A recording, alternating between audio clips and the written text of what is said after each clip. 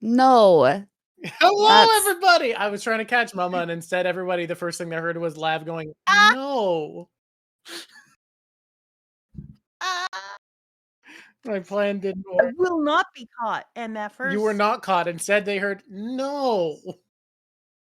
Now they'll just know that whatever I said was upsetting enough that it caused everyone to say no.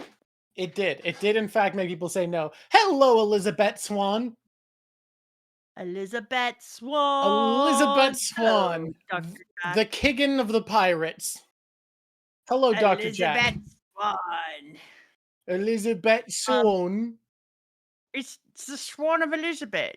Been a minute. Did I send the announcement? Someone should. Someone should send the announcement. I'm going to send the announcement. I got it. I got it. Fucking, oh, Lav did it. No. Lav's going to do it before I can. No. I've never received an announcement about videos being on in about 30 years. I think this is the week that you pick a picture. Oh, is it? Shit. Well, that would have been good to know. I tagged you. Listen, that's not enough. I think this is the one where you do. I think you I do know. it here. And I just realized that I don't think you did it. Mama's got to pick a picture, everybody. You a picture. Send a screenshot to me so they don't know. But you have to send it to the Drawk show, otherwise I won't get it. Actually, I can probably set up my phone. I have a good phone now. I can do. You have a phone?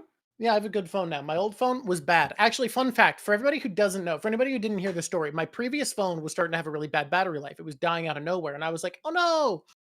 And I finally got a new phone and I go to swap out the SIM card. And when I popped my old phone out of its case, the battery was in the process of expanding to explode and had busted the back shell off of the phone. So that's what I had been walking around with in my pocket for like a month. You understand that's really bad, right? Yeah, but it was in a case, so I didn't notice. That's like so bad. It's so bad. But hey, that phone's gone now. Now we have a new phone, and I bought it so I could film a video essay. That's like taking off a leg bad. You know, you get some chemical burns, you get some acid burns on your leg. With the what's in a Monday? I'm just gonna pause here for a moment. Sometimes I just say things, and it's like, that feels mimetic. What's in a Monday? Tell me that doesn't sound like a great phrase, actually. Tell me what's in a Monday isn't fucking awesome. You know what? Do you mind if I just try it out a couple of times in a few scenarios? I don't mind. Just fucking do it. Okay, let me see. Yeah, I went to eat my sandwich, but the cheese was moldy. You know, what's in a Monday? You know what? I already like it. What's in a Monday is such a weird, janky phrase for like coping with something bad happening and just moving on. It's actually quite good. It's very dismissive. It really is. Hey guys, you were just here for the invention of something. You were here for the creation of a new phrase. Guys, I dig this one. This came out of nowhere. No, I'm here for it. Your dog poops on the floor because it has diarrhea and it couldn't wait. You know, what's in a Monday? What's in a Monday is so good, actually. Your username comes from an early bad non-official translation. What I want out loud because it's what I want out loud is a compilation of a couple of things. So I think it would amuse the Patreon people if they got to watch it occur. Yeah, the invention of what's in a Monday? No, that would as well. I'm talking about what I want as a drawing. Okay, send me reference so that it's a secret. It's not a single picture. I'm just warning you. It never is. Okay. What's in a Monday? Oh man, guys, I'm gonna be riding this for a while. Share this with your friends. You have bad news happen to you, just say it. Say it like it's a thing you've been saying for years. What's in a Monday? Okay, this is gonna be really good. Are you ready? I'm so ready. You sending it? I have to find it first. I'm not gonna you have to find it, but you're gonna send it. Hey everybody, welcome to the Drawk Show. You know what I just realized we don't do that we should do? For a while, by the way, in case someone's wondering, this is a little forearm exerciser because I've been weightlifting and it makes my pinky go numb if I don't regularly exercise these muscles here. So that's what this is. You know what we were doing for a long time that we stopped doing and I think is really bad for us, because you should do this, is having a start that is a good intro to a YouTube video. And I'm saying this like it's sarcastic, But I actually realized videos are supposed to have a start that is a good intro. Oh my God. Like, and we just haven't been doing this for like a year. So what do you think we should do about that? Okay, hear me out. Hey everybody, welcome to the Drawk Show. If you're new to this series, me and my mom are reading through Berserk. We're both reading blind, we don't know what's coming. We are just rolling with the punches as we go, and our goal is to make this as positive as possible. We're focusing on the happiness of Berserk. There's not that much, but like... It's my time? Yeah, Oh, hey, Squishy, how's it going?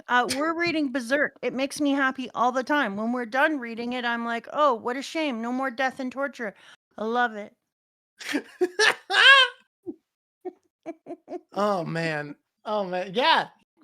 Welcome to the show, YouTube. I hope you have a great time. You're going to enjoy the conversation. We love deep diving into media. We're going to talk philosophy. We're going to talk suffering. We're going to talk happiness, probably eventually. It's great. Come up with cute names for characters, come up with like cute nicknames. That's the thing we do. That's positive content. I don't remember how to do this. It's been so long since we tried to start our video in a way that made a YouTube video that I don't think I remember what is supposed to... You still haven't sent me the picture, I'm noticing. Out to send them. It's 4. 4 pictures. Yeah. Stream, Twitch chat, how are you doing? How is your day going? Anything cool? Anything fresh? Can I give it a crack? Can I give it a crack about doing a beginning? Yeah, I mean, I can't stop you. Okay, right. I Well, could you stop you. I can, could because if mute you you. talk, you'll ruin the beginning. Well, yeah, I could, or I could mute you because I have server controls. I could actually kick you from the room also. So you could literally stop me. I have all the power I need to stop you. So when you said you couldn't stop me, it was what we call in the business a lie. Guys, I think we got the worst hype train possible. Like, don't worry, I'm grateful. I'm so grateful every time we get a hype train. But I just will say, the message I just got from Twitch genuinely reads sarcastic. Because Twitch just told me, hey, the hype train ended. Amazing! You got level 1 with 0.00%. There's... Little cow. It's actually impossible for that text to not sound sarcastic. It's so stupid. You're like, you know what? People are doing their best, asshole. They're doing their best. It's like, wow, you got level 1 at 0.00. Good job. Amazing. You know what? We don't need this. We don't need this kind of shit in this day, in this economy. Ass face. Guys, isn't this a great start? Okay, I'm going to do the great start. Are you ready for it? I'm ready for the great start. Don't use any of your powers to make it so I can't do the great start. Mm-hmm. All the powers you said you don't have. Yeah. Okay. Meanwhile, I'm going to send you all these pictures as well, because I said I would. I'm so good at this. Yeti Cool Okay, Brothers, ready? right? This is full circle. And Lucy is also right. You're going to keep getting jump scared by people sharing your name, Lucy. Okay, you ready? Be quiet. Until you shouldn't be quiet anymore. We're so fucking... Hey there, hi there, ho there. Welcome to the Drawk Show. I'm Mama Drawk here with Drawk. We are drawking it out. You are welcome. Today we are doing Berserk. And what is so great about Berserk? Thank you for asking. Depression. Are you feeling depressed, but you're looking for company? Come into Berserk. Is there torture? Yes. Is there sexual assault? You bet. Do people fall apart? Yeah, they do. Are there plagues that make you feel like COVID was nothing? Yes, indeedy duty. It's time for Berserk. We do it in a fun way. What's fun about it? Our voices. That is the fun part. This arc is great because this is the arc where the entire world is drowning in plague, death, oncoming war, and has been given a prophecy of hope from a dark angel that wishes to conquer the kingdom that he once served as a knight for. Meanwhile, our main character is thinking about his ex-girlfriend. And that is a very dismissive way to put it, but that is what's happening. Can I send it to your Discord that is not literally anything? Like, because I got my phone. It just what I need to happen is to have the pictures. And currently what's happening is I don't have the pictures. Okay, so can I be clear about this? What you need is for the pictures to exist, and what is happening is they don't. Effectively, yes, but they do exist. I just need access to them. And I suppose I have access to the pictures ephemerally, but I need specific access with the knowledge that these are I the sent them. They are, of course, not in order because I had to look for them. I'm sorry, what? I'm sorry, what? What the fuck? Why is this the agenda today? Alfred. What the fuck? I don't think I've ever felt worse about your choices. The part that sticks out for me, Drawk. Oh my god, guys! I hate what's happening today. Holy fuck, no! Mama Drawk has chosen the pictures that I'm to draw, and that's my... You just got my real, authentic, full-hearted reaction to what I've been asked to draw. What This is is this? the part The series of images? This is what sticks out for me. I'm supposed to pick the parts that stick out What for the me. fuck, dude? No. Come You on, are dude. welcome, Drawk. All right, You I'm can gonna Drawk the crap out of this. Oh yeah. And think about it, what a great little compilation you can do. Suck. This is bad. This one's bad. Hey guys, welcome to the I don't bad know if you guys episode. can tell. Drawk is excited. Welcome to the bad episode of Berserk. Oh man. Oh geez. Oh goodness. I'm Yeah. excited. Are ya? Yeah. Yeah. I'm What are you glad. gonna do? Here's my hope. My hope Here- is that the series of pictures that I've chosen, which is a group of 4 that go together, I don't. that must go together. They and they're must. not Oh, I have to together. include all of them. Yes, they don't I was go hoping I together could just do like in 2. No, they don't go together in the manga, and I was like, you're a coward. If you're gonna do that, let's just show them. Let's just put them together. Jesus And Christ. so, when I chose them, I thought to myself, maybe the good news is this will change how Farnese sees her side. What I'm Maybe finding that's the good interesting, part. I want to get right into this. What I'm finding interesting is Farnese, e-girl paladin for the uninitiated. I love that this feels like a test from the author about her character, because we see that, like, for whatever reason, her BDSM inclinations seem to also be connected to an empathy response, which makes sense because she also whips herself and is like, yeah, that's pretty fun.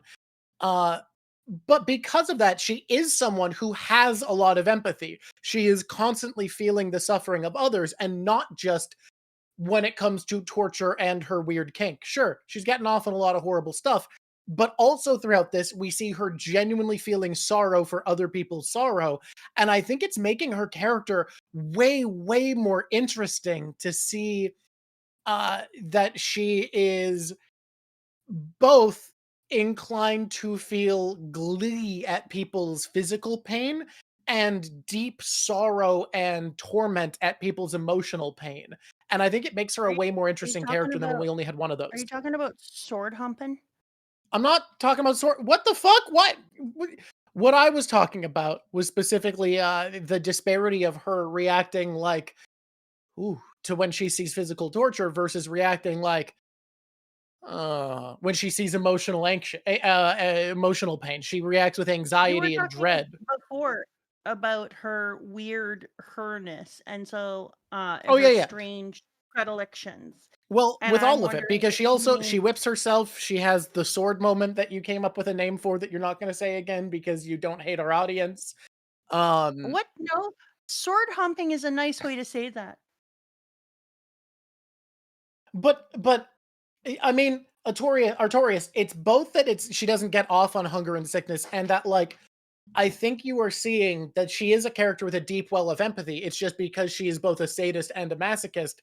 That empathy, when she sees physical anguish, doesn't make her not enjoy it, I feel like. But whenever she God damn it. But whenever she sees, like, the emotional suffering, she actually seems to care far more than most of the people around her. I think the disparity is interesting. It makes her a more compelling character. I like that Clarith ruined your day. Clarith did ruin my day, actually. I read Clarith's message. I didn't even have to say what they wrote, and I just went, fuck. You've No, you also said, ruined my God, day with what you've you chosen for me literally to said, draw. God damn it. Yeah, yeah. That's the mood today. That's the mood today. Today's mood is God damn it, motherfucker. This was a very disturbing time. I don't know. You know, number one, What's in a what's in a Monday? Monday? Says Fucking hell. Never mind, it's all worth it now.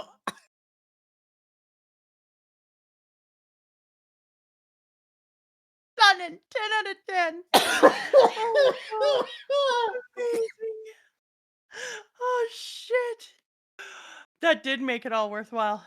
I feel really happy about that. It might even be worth reading this crap that actually hurt my little brain. Just That's how good it uniquely is. bad. You've seen a certain Oh, oh boy. But here's the difference. Here's the difference for me. 40k is so over the top dark that anything 40k relevant, I am not going to care about because I'm like, yeah, that's what's meant to happen. And Slanesh is a god of pain, pleasure, excess, and like the loss of self. So I'm not going to react that way to that. That wouldn't barely affect me. Farnese is just some fucking lady. Farnese is not a monster lost to madness. She is not the embodiment of excess and losing oneself. Farnese is just like some chick, which makes it way the fuck more like visceral, that scene, than anything you could ever do with Slanesh. Slanesh, it's the same as like if Slan, named after the same figure people imagine from what I've heard, if Slan from this, like let me be frank. If Slan was humping Guts' sword, I wouldn't give a shit because I'm like, yeah, that's her whole deal. I look at that bitch and I know what's up. Farnese at this point is just a lady. And being just a human person, it bothered me. The scene viscerally bothered me. yeah, me too. Can I just say though that I thank Atori for helping me understand where that villain is from. He is an Easter Island villain. He's an Easter Island head summoned to life. That's so true about him. Easter Island man's Except definitely for up the there. Easter Island guys have bodies, and I think it's important that we recognize they have bodies. Yeah? How Yeah, big they're are the under the bodies? ground. Do we know this? Quite How big. big Yeah. those guys? How big those boys? Guys, how big those boys? Those They're boys actually are- super big. I just watched a documentary on it. Yeah. A lot of them have bodies, but some of them don't, possibly because they were already in the process of making them, but they carve them like they think in one piece out of and like cut the ground around them and then stood them up. So they Upsetting. have big ass bodies, and I think it's time we made this, instead of calling them Easter Island heads, we called them poor buried dudes. On Easter Okay, Island. wait. You raise a good point. Because there's really only two ways to describe them, right? You need to choose Yeah. one essence that you're evoking, one essence that you're leaning on in the description. Because with an Easter Island guy, you are either focusing on what is visible, which is a head, or you have to focus on the situation that has resulted in you only having visible access to the head, Yes, which exactly. is that That's they what I'm have been saying. entombed. So you must That's what either I'm saying. emphasize. You have to either emphasize this is a head and feel comfortable that this is a being carved to exist in the state of a head, or you must acknowledge in your description, yeah, those trapped alive, those trapped statues. Hey, you know those statues that are like that sand castled too hard? Hey, you know those Diglett statues? Like you must choose a description that focuses on either of those. Did anyone expect the Spanish Inquisition? That's a great question. But I think what you'll find is this is the Italian Inquisition. Actually, Also, I think can this I guy's a just put Spanish out name. there, the reason that that's funny is because everyone expected the Spanish Inquisition. I mean, yeah, actually, they were really expected in Berserk, especially after the last arc. Like, famously expected. Like, we just had a BDSM paladin. The Inquisition seemed like the next logical explanation. Okay, right? I vote that we need a new name for the Eastern Island heads, so they're no longer Eastern Island heads. And those poor buried dudes is it's a mouthful. Can I give? So we're Can I gonna give have you to come one? up with Can I something. give you something that I think has some sauce? Okay. Whoa, you want to call Sauce them the up. Moai? You want to have like a culturally sensitive name? No. Hear me out. That is their name. Whoa, They're whoa, whoa, called whoa, the whoa. Moai. But why would we respect that when we could call them the Entombed Ones? Oh, it's not bad. The Entombed Ones. Yeah. Put some sauce Or on them. what about this? Mhm. Sunky Boys. The Sunky Boys. All right, we need a poll. The second favorite minor character is done. We need a poll between the Moai, Sinky No, Boys, the or Moai doesn't Entombed get to be One. in it. That one is their name. That's Okay, just their fair. name. We're coming up with a nickname, so it needs to be the Entombed Ones or the Sunky Boys.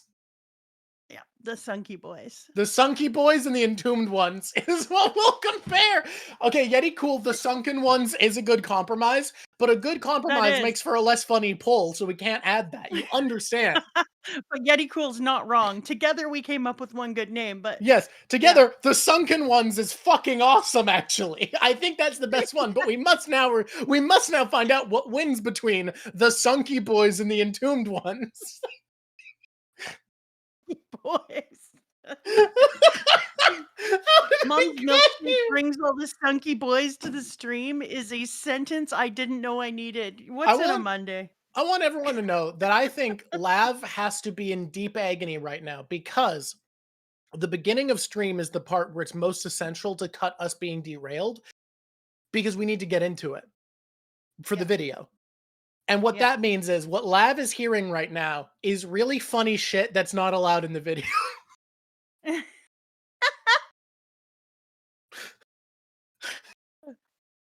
Sorry, Lav. If it makes Oh, you feel think I'm listening to you? it's Drawk's fault. I was on task. Berserk! Did I typo again? I think yeah, but you know what? Fuck it. Yeah, this is a Berserk stream. Guys, welcome to No, Berserk. you have Berserk. I typoed It something. I must probably mean typoed something. in like one of the We're alerts not or whatever. picking up on what they're laying down properly. Ladies and gentlemen, it's time for Berserk. The live notification probably says Berserk. Guys, welcome to Berserk. Welcome to Momkirk. Berserk. I don't know, man. Like I was so in on E-Girl Paladin. First arc we saw her. Second arc, I was like, you're kind of a little bitch. Third arc, I'm back on the train. I'm invested again. I'm back with her. Really? Yeah. Really? We do that last one and you're like, oh, I'm really here for this. I was like, oh my god, bitch. Surprise, surprise, the more crazy she gets, the more Drawk likes her. But it's not the craziness that's getting to me. It's not the craziness. It's the conflict. I think her descent, if her descent felt like it was without sandpaper friction, if it felt like it was just a loose free fall into corruption, I wouldn't be that invested.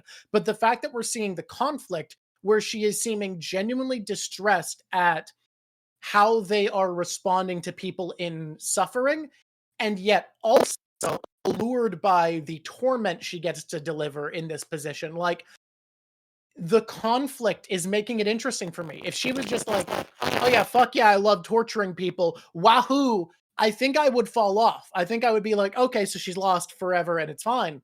But as always, Kenny Boy's doing a really good job at making it feel like there's enough texture, enough interest to this, that her corruption arc is actually really engaging to me. Because it's not as simple as, wahoo, torture, yay. It's almost like she's overwhelmed by being offered something that is too much everything she wanted. Like, she has been finding these excuses to torment prisoners and barely getting away with it, where her men are questioning her torture of prisoners and her whipping and the way she acts. And then she gets to free dive into a torture dungeon and seems almost like too tempted. Like there's a reluctance in there's no way this can be true. And then is also has to put the fact that she wants to genuinely help those who are struggling and is expected to inflict this upon them.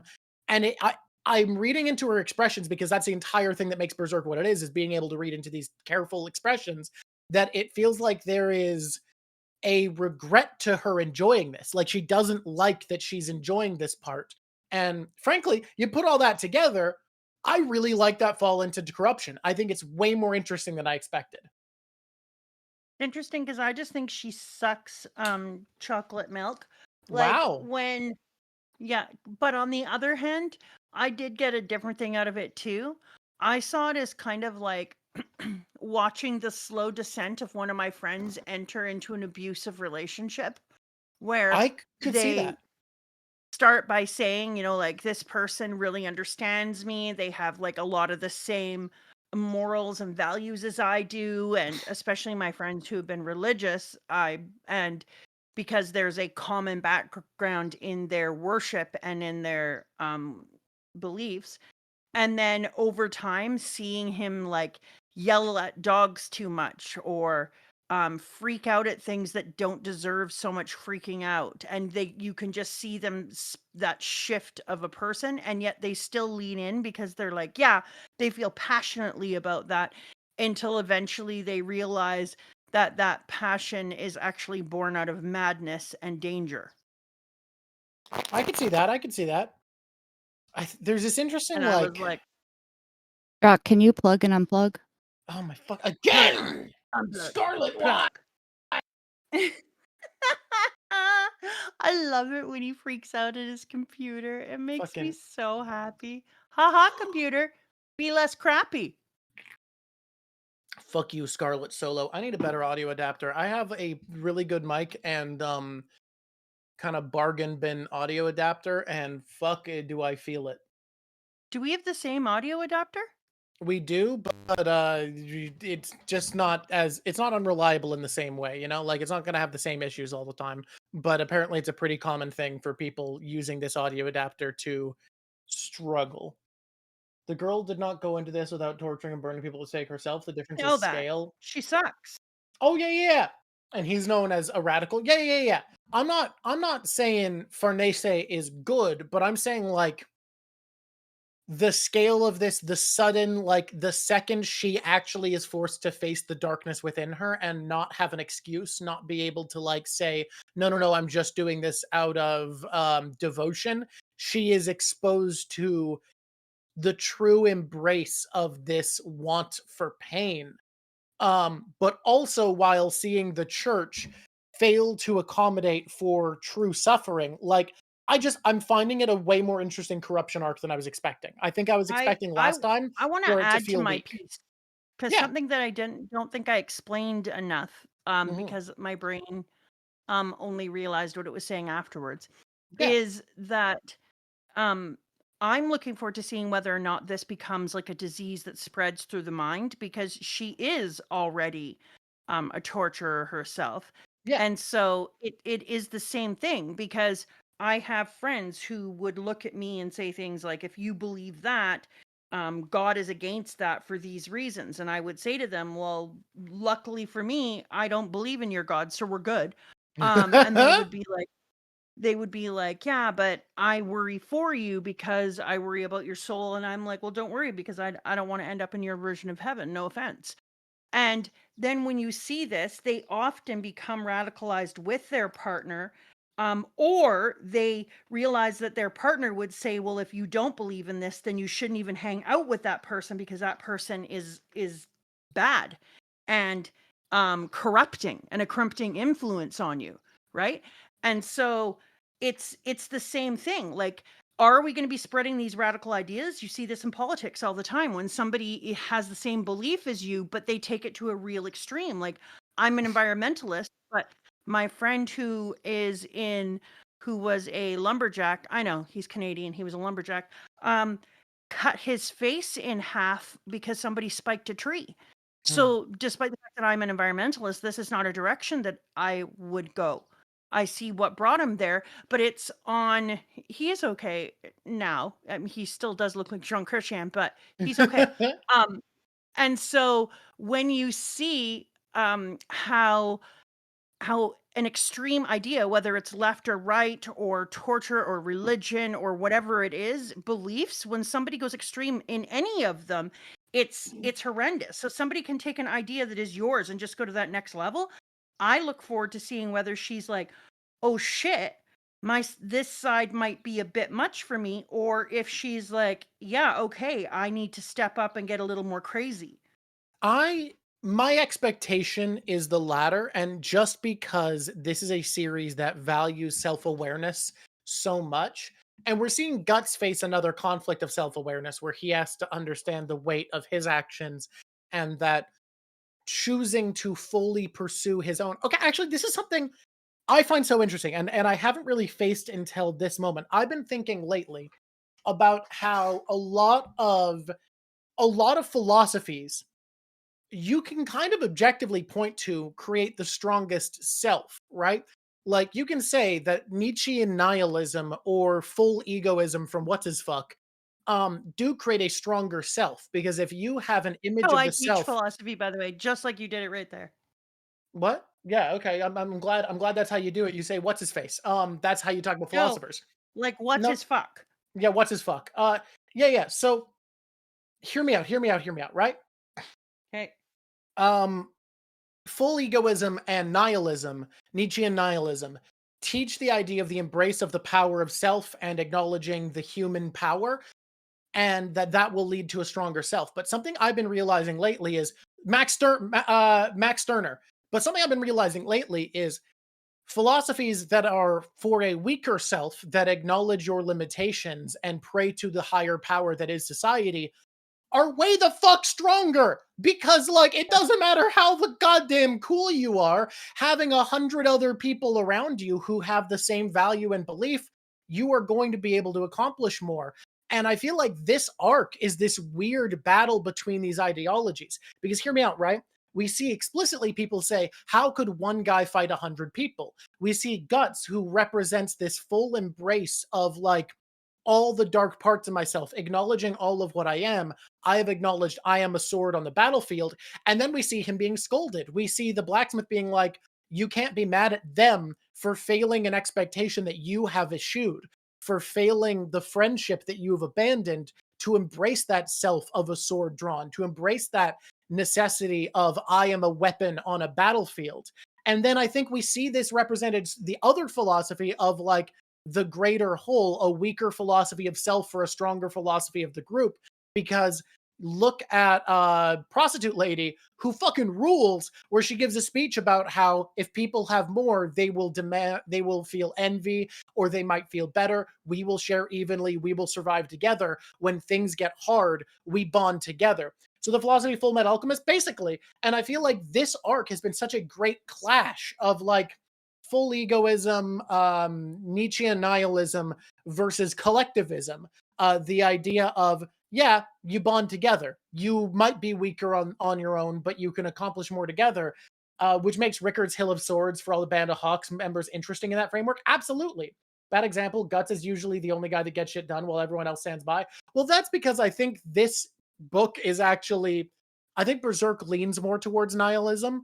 I myself, communalist philosophies, I think are stronger, but everyone's going to write their story for their philosophy, what they think is stronger, what they think the better way to exist is. And I think that this is a book more about self-actualization than it is about collectivist philosophy. That's my take. But I think that this section at Interesting. least is acknowledging collectivist philosophy in a pretty interesting and compelling way. I think it's interesting because, well, before I say this, I just want to see if anybody here has, and I've slowed down on my reading because I'm painting my house. But has anyone read the Dungeon Crawler Carl series and was on the Eye of the Bedlam brawl? Because it's funny you should say that, because as I was like, oh crap, I have to go. I have to read our Berserk for the week, blah blah blah. And then the character inside, the reason I couldn't go is there was this massive epiphany moment with our one character who was realizing that they ignored the greatest and most important part of the strength of being a human, and that is community. And that because they had ignored that, it put them in a really difficult position.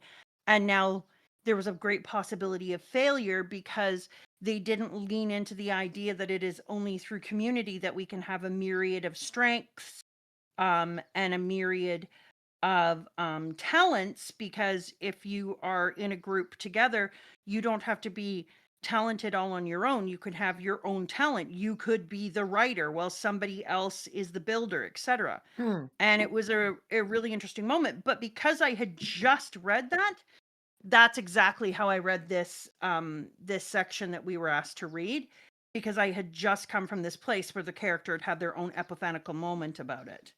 So I want to point out, I think Yeti Cool Brothers has a really good read on this conflict, where they're mentioning that like how ideals can be silly and distracting, where Guts has felt like he's self-actualized and embraced this lifestyle. Oh my fucking god! But I just realized something that ties into what you just said, which is he's like, yeah, I am the sword, and yet a sword needs a blacksmith. He needs to come Exactly. back. He is rusted, he is Exactly. cracked, he is near breaking, and he Exactly. must be reforged. And his sword, the embodiment of him, is reforged by Godo, but Guts himself is reforged by Rickert, by little girl. What's little girl's name? I like how important women are. She doesn't get a name. I mean, look, there are important women, and their name is Casca. Jesus God. I mean, the queen was important.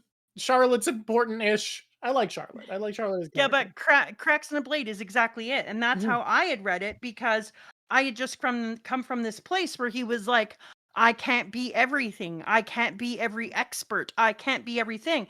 And the other thing he said that he realized is we are pulled apart Her name in is Erica. loneliness. If we Mhm. go on our adventures and if we go on our quests and they are only our quests, that loneliness is the thing that ends up making us fail. And it is only through community and realizing our place and strength within community that we actually progress and achieve. So by And that, so you so keep going. that's I was what gonna this interrupt. is.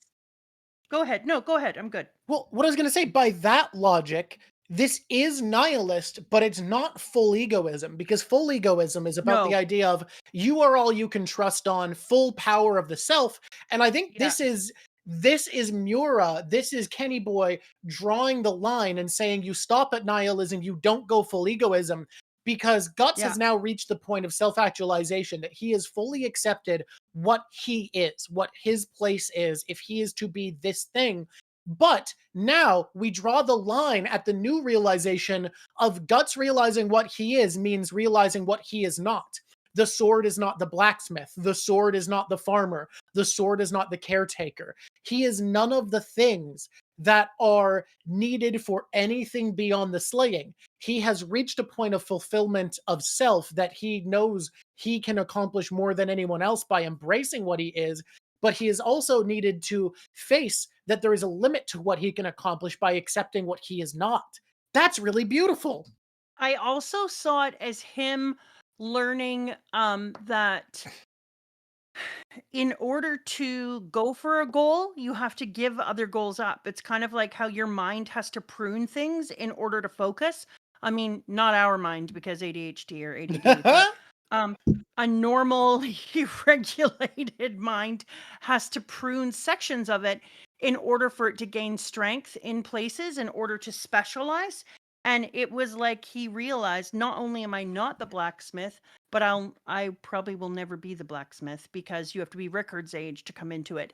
And not only am I not a farmer who grows food, I'm a person whose value comes in times of darkness. I'm a person who was forged just like this blade, and I have cracks in me, and I need to take these moments to heal those cracks and reforge myself. And that if I don't heal myself and look for community and know my place within it, then I am fixing my sword, but the man who holds it is still cracked.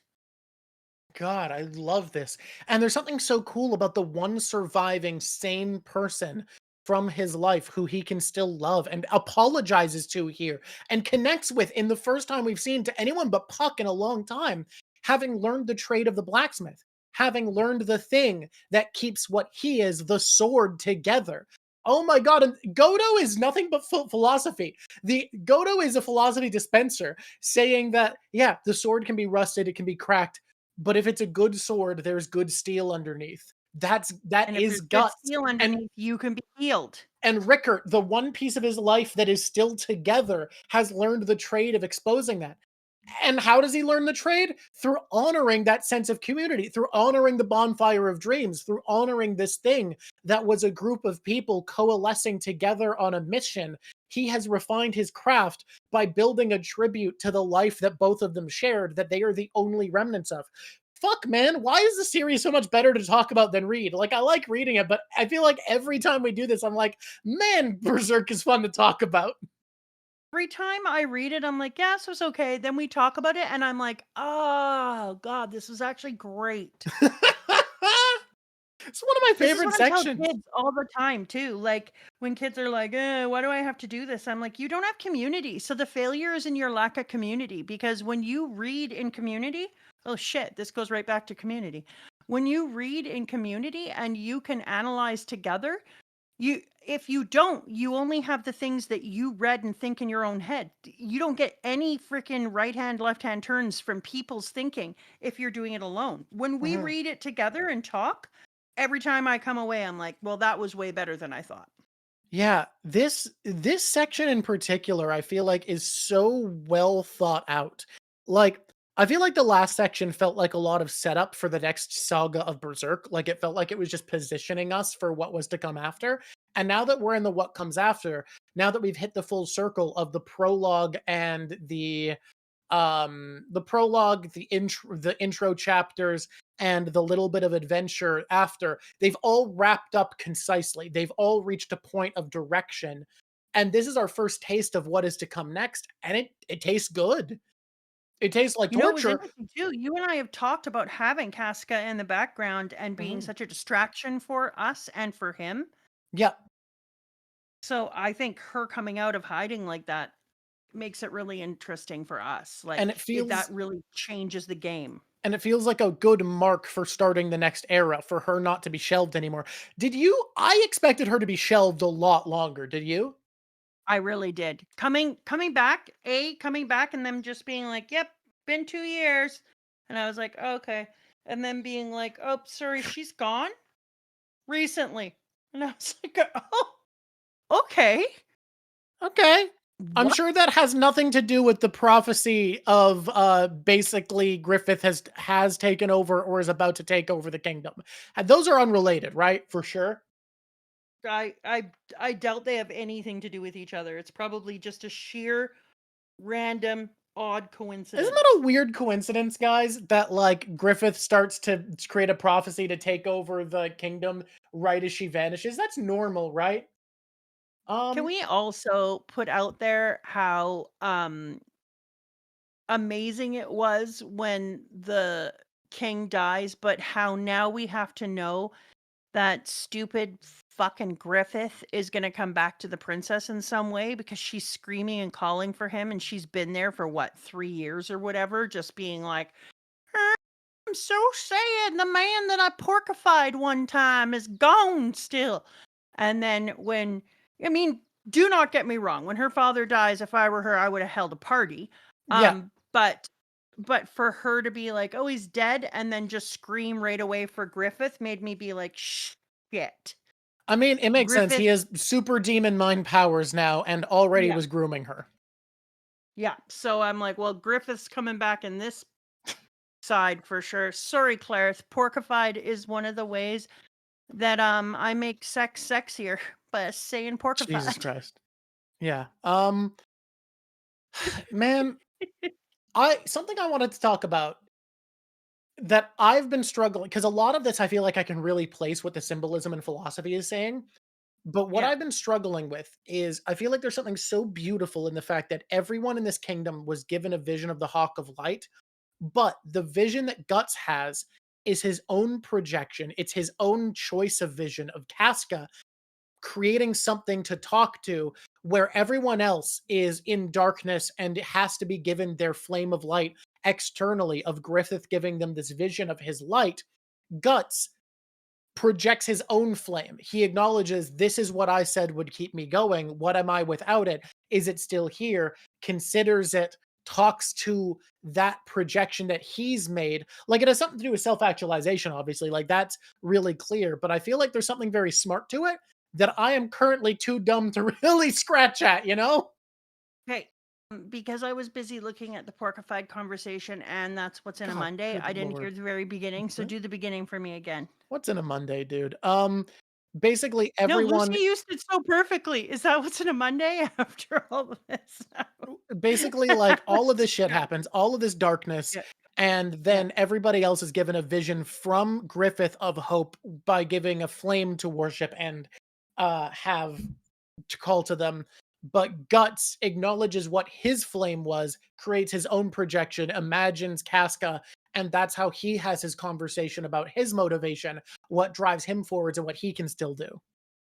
I see that, but I see it very simply. When your Nana was dying, because she is Catholic and your Annie Christine is Catholic, um, they they were having a conversation one day that your dad overheard, where they were like, "It's nice that we have our faith to lean into, and we can go to church and we can do our prayers and feel at ease." Um, and then she's like, "You have the church, I have the church," and then um, Annie Christine said, "And Scott has," and then Nana said, "My name." And then Christine said, "I guess that's his church then." And then your Nana said, "I guess so." What was that? And so What was the thing? I missed the noun. me, Oh, you said, yeah, your human name. I understand. my human name.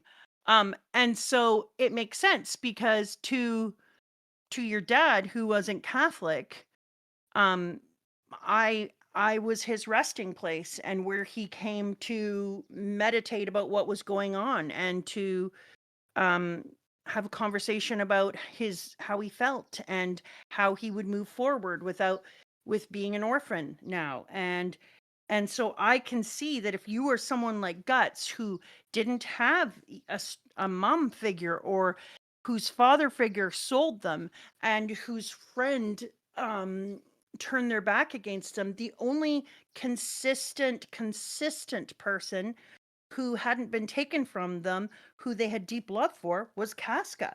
And they definitely don't believe in religion because they've seen that it's two sides of the same coin. Yeah. And so for him, his religion, his faith, his place of bringing his soul back to is Casca.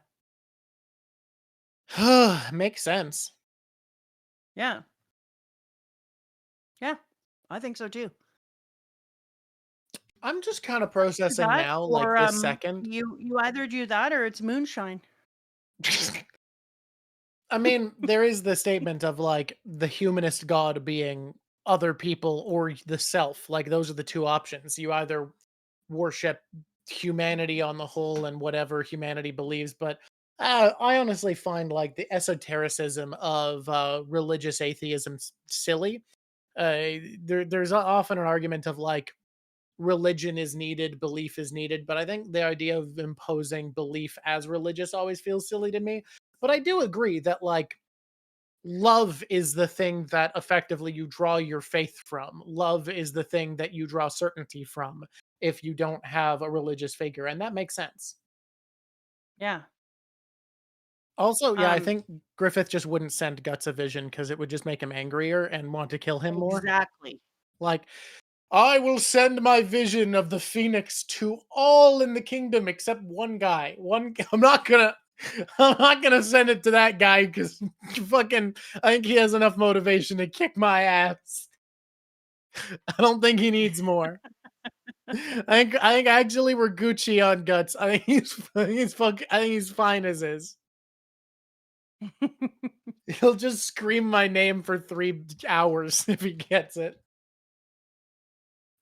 Um, Griffith can burn in hell, I except mean, for he's not. no, he's not. I think the hell seems kind of chill actually. Doesn't seem that hot. I'm not gonna lie. Yeah, he doesn't seem to be getting a lot of the burning sensation At some that I point was in this hoping for. convo, I have realized something weird. What is it?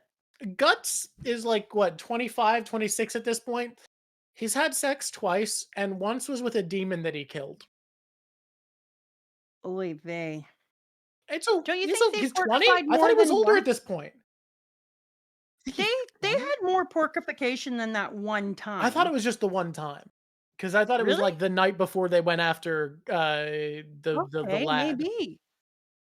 He was Oh my god. 18 when he left the band. Jeez, okay. But then he left for a couple years, and now it's been another couple years. So I think he'd be like 22.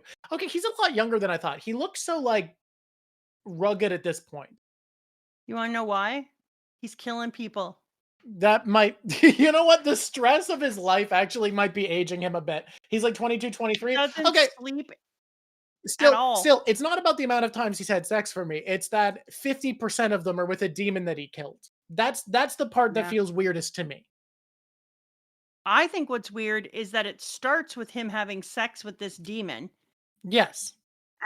and that's an odd way for it to start when really he doesn't have any like a We're lot of not sex. gonna EKR, we're not gonna count that.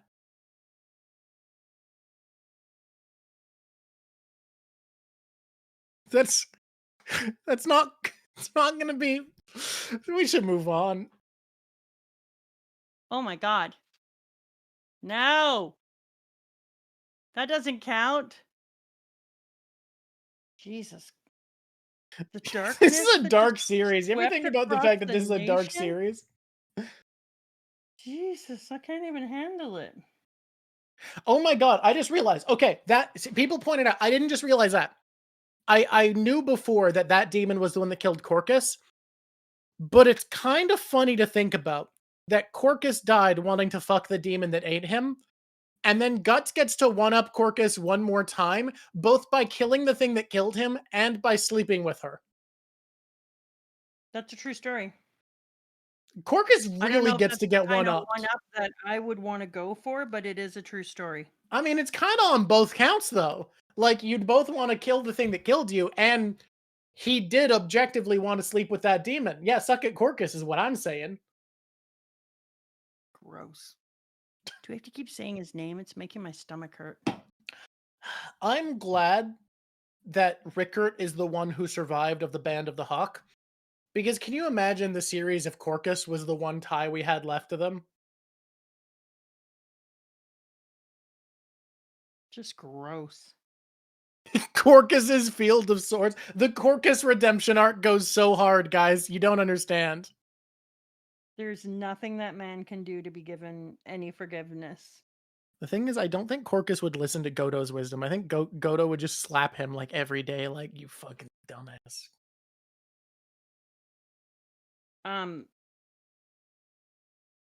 You know that we're supposed to like go the whole way through, but can I just say that Yeah. I want to skip ahead a tiny little Do bit it. to talk about the prostitute?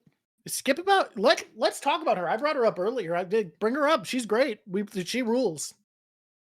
I mean, I know we're supposed to go in some sort of order, but what if order is not necessary? Hey YouTube, I suck it. Like, you guys want order? I want someone to figure out make timestamps. You got to make timestamps in the comments, and write the machete order to watch this video in. Like, you start with this one, and then when you get to this point, you click the next one. That's someone make the proper viewing order if you need it. Be the watch order you wish to see in the world. Let's go. Luca's her name, right? Let's talk about Luca. Luca kicks ass. She is so freaking cool. Like, just right away, I know we want to talk about like her communal sharing of property and Yeah. shit, and that's amazing, and we should definitely talk about Well, it. because philosophically, the that's what moment- she most embodies strongly. But just as a character, go into it. But I think the actual moment for me that it says who her character was when she said, when she wrapped up Casca's face and said, somebody is as beautiful, with as beautiful of a face as you and as gentle of a mind cannot be left alone in this world. Mm-hmm. Like, the fact that she sees someone vulnerable like that, and instead of being like, haha, easy mark, is like, this is now my burden to take care of because I Yeah, want because to live in a world where someone like this is taken care of. she is such a girl's girl because so many times so many times women have been taught to just protect themselves because it's a dangerous, terrible world that's going to hurt you. And her character is the exact opposite, where she's like, I'm a girl's girl, dude. Like, if there's somebody worrying about them, it's going to be me, because this is a person who has got a stunning, beautiful face, and if she was left in the world, she would be taken advantage of in every way possible and be dead in no time.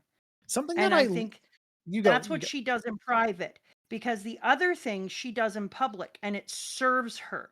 The other Mhm. thing where she's talking, and I'm not upset about it serving her. I think it's important. I mean, I'm an environmentalist, but you've got to work for a living. I'm a person who doesn't. I also drive a car that has gas currently. Like, you've got to know that you can believe in something and still need to work the system. But she doesn't serve her in any way. She's not getting things from her. This is just a literal look into her character, the way Well, she what treats Casca.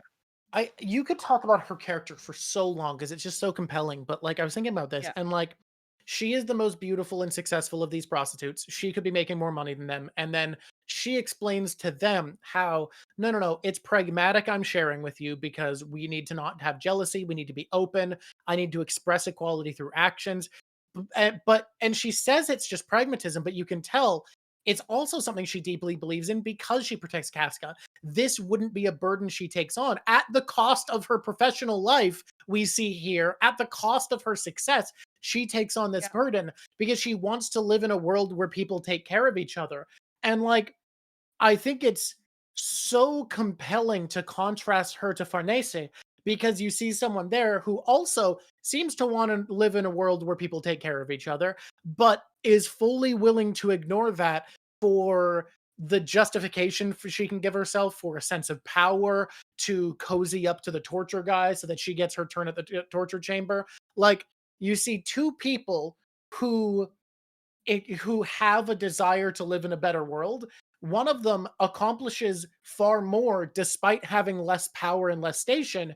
And as always seems to be the case with Mura, he shows that the one who acknowledges where they are selfish and speaks openly about their motivations and what she cares about and understands herself and what she cares about is the one who does better, who is more true to herself. Yeah, agreed. But also, um, when we compare Farnese with, what's the name of the prostitute girl? Luca. Luca, thank you. My name is Luca. When we compare her, which we shouldn't, um, because they're incomparable in my opinion. Um, you're right, and her prostitution, her sharing of profits is also an example of how deeply she cares, because she masks all of her motivation as being non-altruistic when she's also trying to train people, whether they know it or not, to have an altruistic sense of care for others. By So teaching she's them the saying, and selfishness she's of it, she could keep it going without her. She could show them, no, exactly. this is the right way to live. Yeah, exactly. Because for her, she doesn't need to worry. She is super hot. Mhm. She's what we in the business call super hot. Yeah, okay. And so because of her being super hot, she could ride that pony. Oh God, I did not mean to make that pun. For a little while Cra- and then save some money and get herself out of the slum and move up and da da da da da. But she's like, no, no, dude. If you have the ability to care for yourself, then you should have the ability to care for others. You have a duty. But she doesn't tell them that she's being dutiful. She just acts dutifully. Mhm. And And defends so her she's philosophy also training saying others. you should see you should express what you believe in your actions. Like, dude, she fucking rules, and she has like obviously Berserk isn't a series where people end well, but like she has all of the traits that Mura tries to present as good, which at the very least I don't think she's likely to be someone we see corrupted. I'm excited to see what we do see from her, and I don't think it's going to be good things happening because this is a series ostensibly about an unfair world where no matter how much your traits are worth rewarding, you are not guaranteed a good ending. But it is also a series where someone's positive traits do represent the sanctity of self, how much they get to be true to who they are. So I at least have decent expectations for her getting to like have an end we the reader can respect. Which is I get I'm not in Berserk, happy. that's kind of the best you can ask for. I'm not. I'm already not happy with what he's done with her. We're not even there, and I'm already mad about it. Yeah, you just know that something bad will happen and you're like, fuck off, Kenny. I'm mad at him. I'm like, you know what? Fuck you. Just let a girl live. Like she's way too cool for your bullshit world you created, and I'm pissed off at you.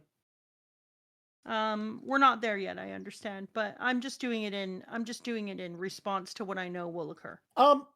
Lucy, you say you're not ready for when/if she dies, but can I point out, this is very important. First of all, yes, Jill did live. Sometimes girls live. However, also, this is very worth noting. Sometimes dying would have been better. So let's not get too ahead of ourselves on being like, man, it's sad that she's going to die. I think if there's anything I've learned from Casca, it's that setting your expectations at, yeah, they're going to die actually sets you up for disappointment. I'm not gonna lie, I think that it's sad that we have to be like, yeah, it's better if you die. Yeah. Dude's made this a really bad world in which, like, what you need to hope for is death early. Ooh, in holy life. shit. I just got lightheaded. I stretched too hard. Yeah. We're okay. We're back. Something that I noticed here is someone pointed out that Mura apparently struggled and would take breaks to think about unique ways to show like mutilation in combat. And I think he was at the top of his game here because the moment where the scouts are like, yeah, we're so agile, we can do anything, and they go to leap out of the way, but Guts' sword is so stupidly big that their feet get cut off anyways. Genius. I have never seen something like that. It was disturbing. It was unique. Honestly, Mira, I know you're dead, so you can't actually hear this compliment. You knocked it out of the park that week. That made me go, ugh. I'd seen a lot of people being chopped in half. So when that happened every time in that fight, I was like, yeah, but you sliced off a bunch of dudes' feet, and I'm like, ugh. Yeah, that was disturbing. That's his goal. It shouldn't. It's a really lame goal. To disturb you? Yeah. He just heard the lesson, if you love what you do, you'll never work a day in your life, and took that to heart. Oh my god. He Farnese is actually him, because he too loves to cause suffering. It's a self-insert. You and him, man. Actually, no, wait. She only likes to cause physical suffering, not explicitly not emotional suffering. So Farnese, not him. The Inquisitor seems to like both. So yeah, he's the Inquisitor. And he was apparently a really big dude, so that checks out. God. This is such a disturbing manga. It really is, huh? Can we talk about a non-disturbing manga that I can read in the future just so I can put this in my little head? Can I counterpoint with less disturbing instead of non-disturbing? No. Cause like, Give me something happy. cause like happy and manga aren't that common. Spy Family is cute. Yeah. We can watch Spy Family. Like that's an anime. That's a pretty good anime. Cause like it's not undisturbing, but Full Metal Alchemist is just like very, very good and much less disturbing. Is it undisturbing? Oh, not in the slightest. There's body horror monsters, child mutilation, child death, genocide. There's a lot going on. However, on a scale, I would say it's like 20% as disturbing as Berserk. Oh my god. Only 20%. That's a great exchange rate. But Berserk is so disturbing that 20% is still really high. I mean, yeah, but it's only about 20% is disturbing. But Du- that's still really high. Then we can read Dungeon Meshi. It's only like 15%, maybe 10. Oh, really? Yeah, Dungeon Meshi probably about a 10% of a Berserk in terms of disturbing, maybe 15. Hey, here's the thing with Dungeon Meshi, it really depends on how much certain things disturb you, whether it's 10 or Oh, 15. Read oh. Haikyuu, it's 0% all sports. Yeah, but who cares about sports?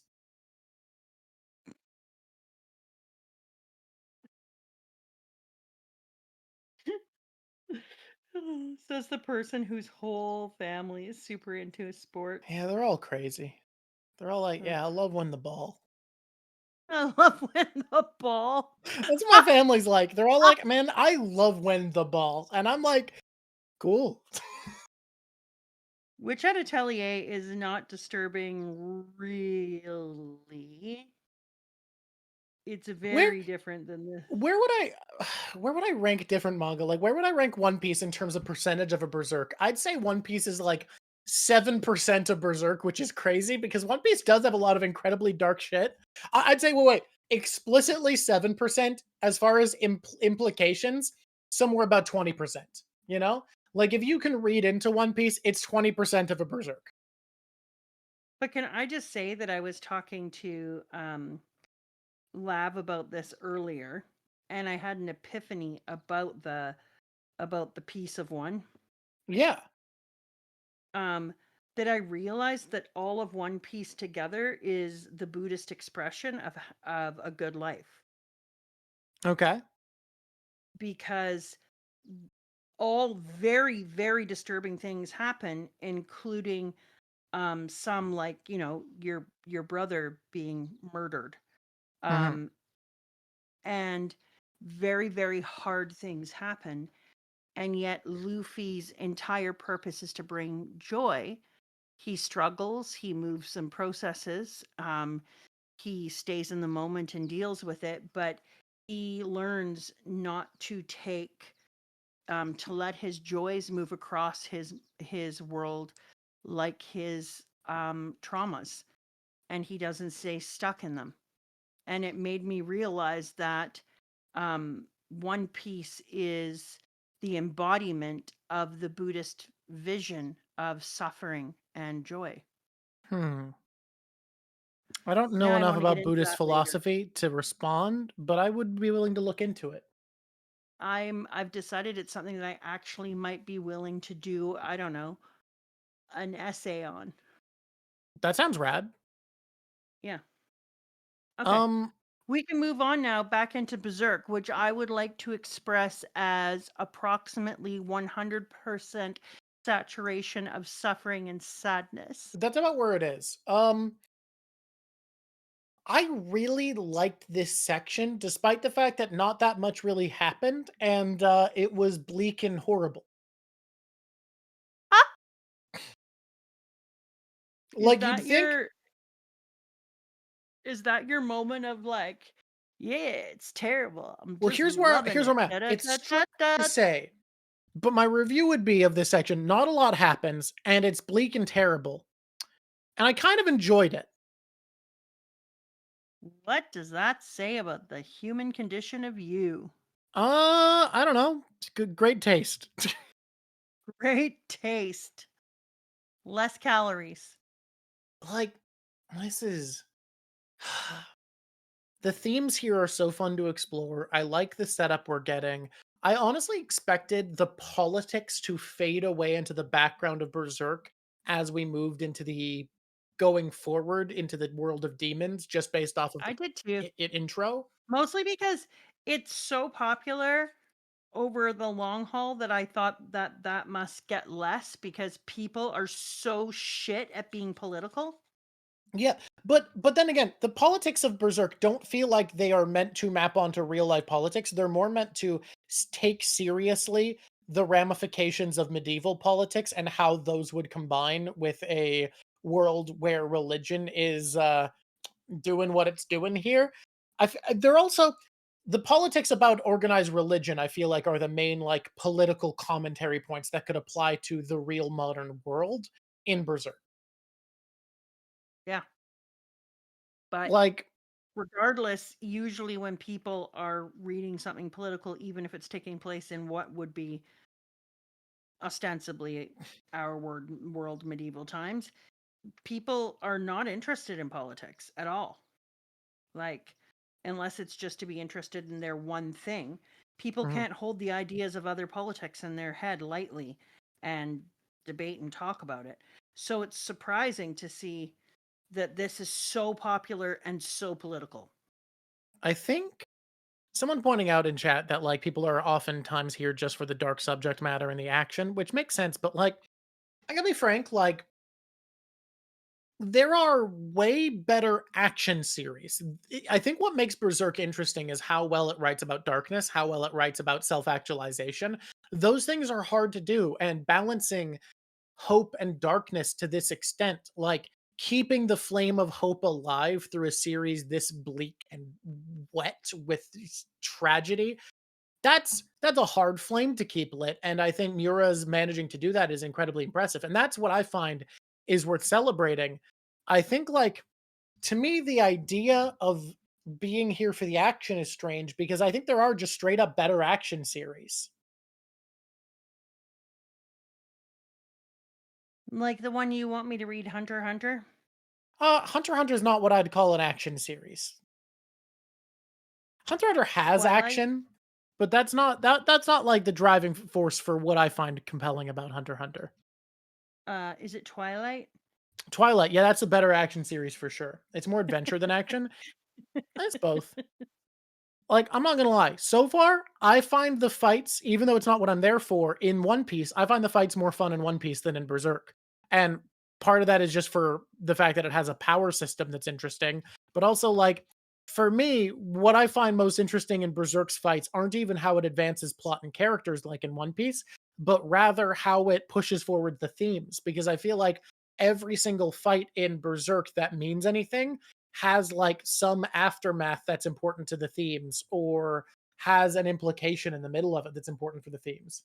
Hunter x Hunter does have the coolest magic system for sure. It does. Goddamn Hunter x You Hunter's should have magic started system. with that because I love a good magic system. It's the best. It is truly the best because it is one of the only magic systems that is treated like a martial art and has these hard set rules and feels understandable and you can really indulge in and sink your teeth in. And then on top of that, the author went, but also sometimes I want to do weird shit. So some people are part of the power category of, I don't know, wacky bullshit go. That way I can kind of include anything also. Hey, can I defend Mr. Guts for a moment? Defend Mr. Guts. He needs it. He really does. He needs someone who's defending his ass because there's not a lot out there. Okay. So, you know when he's leaving Goda Godo? and that's how I'm calling him. Okay. And here I took a picture of it because I was like, I'm gonna take a picture. Ready? Yeah. Here they are. So when he is leaving the blacksmith's house, he Yeah. says, "Okay, I'm off." Rickert goes, "Oh, hey everyone, you're gonna get to just hear me describing pages. It's gonna be really great." I Here love we go. describing pages. Honestly, that's some of my best content. When I was gonna make a sarcastic joke, but I realized there are YouTubers I listen to who genuinely a lot of what they do is describe pages. Hey everybody, watch the Claire Obscure essay when it comes out if you want someone who just describes cutscenes. Please go on. Guts, says Rickard. Take care of Casca, then be sure to come back here. Guts turns around. The great, awesome little dude is standing on his shoulder. And then Guts says, while walking away, "Godo, you're a good blacksmith. I'll count on you again once I come back." And then the little girl goes, "Daddy, you've got to get some rest." So you say, "Damn near killed me, worthless fool." And then in the next scene, Guts is walking into the forest being all Gutses, and he goes, "Ha!" Then he goes off without even looking back. That's how it is with that fool. This might be our final parting, but you haven't even got time to stop and acknowledge it. Well, it's a lot better than getting all gloomy. And then he says he turns and starts running towards something in the way without noticing the other thing, and he nicks himself. It's really beyond our control. Beyond our control. Living and dying. But I was like, dude, he literally stopped. This is why I thought it was worth talking about, because when there's inconsistencies, I like to be like, okay, did the author have a reason for this? Because he literally stops and has a whole ass conversation with Goda, who's up in the house. And then Goda calls him out as in, couldn't even take the time to say goodbye to me properly. Where what Guts did in that moment was say goodbye to you. And he proved that he couldn't say goodbye to you because you were too meaningful to him by saying, I'll count on you again, so don't go and die. And then he, oh, did you leave? The delete your art hurt this time. I really, really liked what I had. And I just finished a step, and there is really no argument for anything I could do other than just delete this whole thing and only keep the sketch and come up with a new render. Oh, Jesus. I don't know if a delete your art has ever hurt this much. Oh, But good I God. believe in the value of delete your art. I believe there is meaning to it, and I will commit. But Just that delete one, her. it's all gone, baby. God. Okay. I do agree with you. I really liked that goodbye. I really liked it, and it was Except hard for to it was say. weird that Goda was calling him out. You know what I mean? Mhm.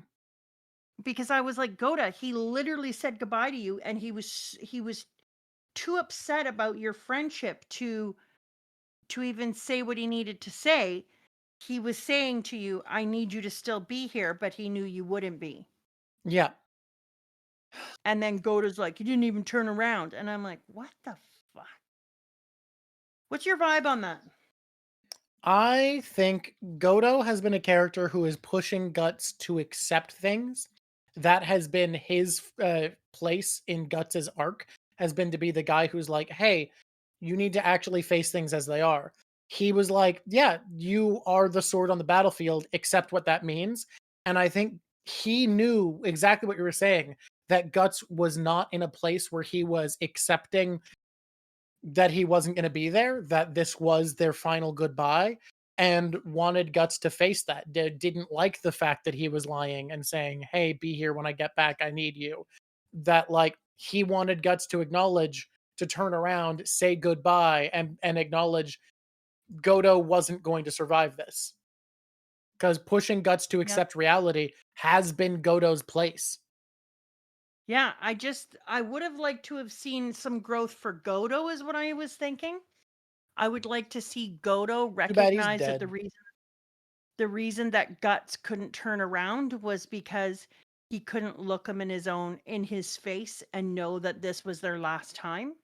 So I would have liked to see the growth in Godo, where he had called out and said something like, if I'm not here when you're back,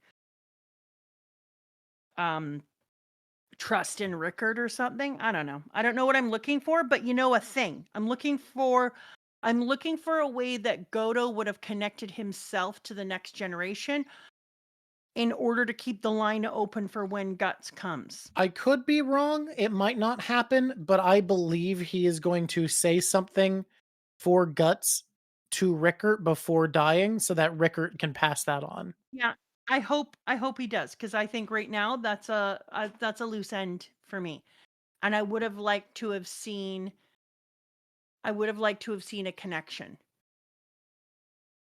I don't know if I'm going to be able to make something good because I am coming up with a render style just as quickly as I can Why don't to you just make do this line work. art?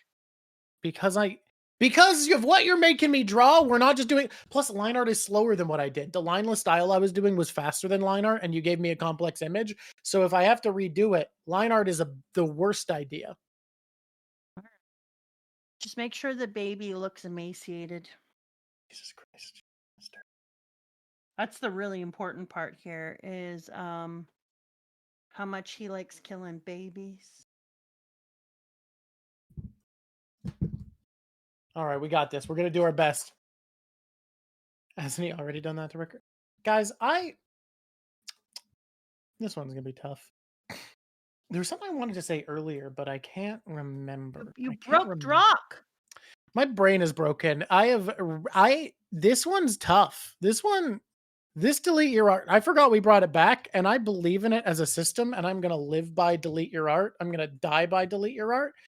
But I might be broken this time. Man, I'm trying to remember what I was going to say earlier. Guys, I had like a thought. Earlier. Was it a lie? Sorry, on the subject of the blacksmith wanting him to say something to Rickert, he does say, "Tell this to that fool, don't turn out like me."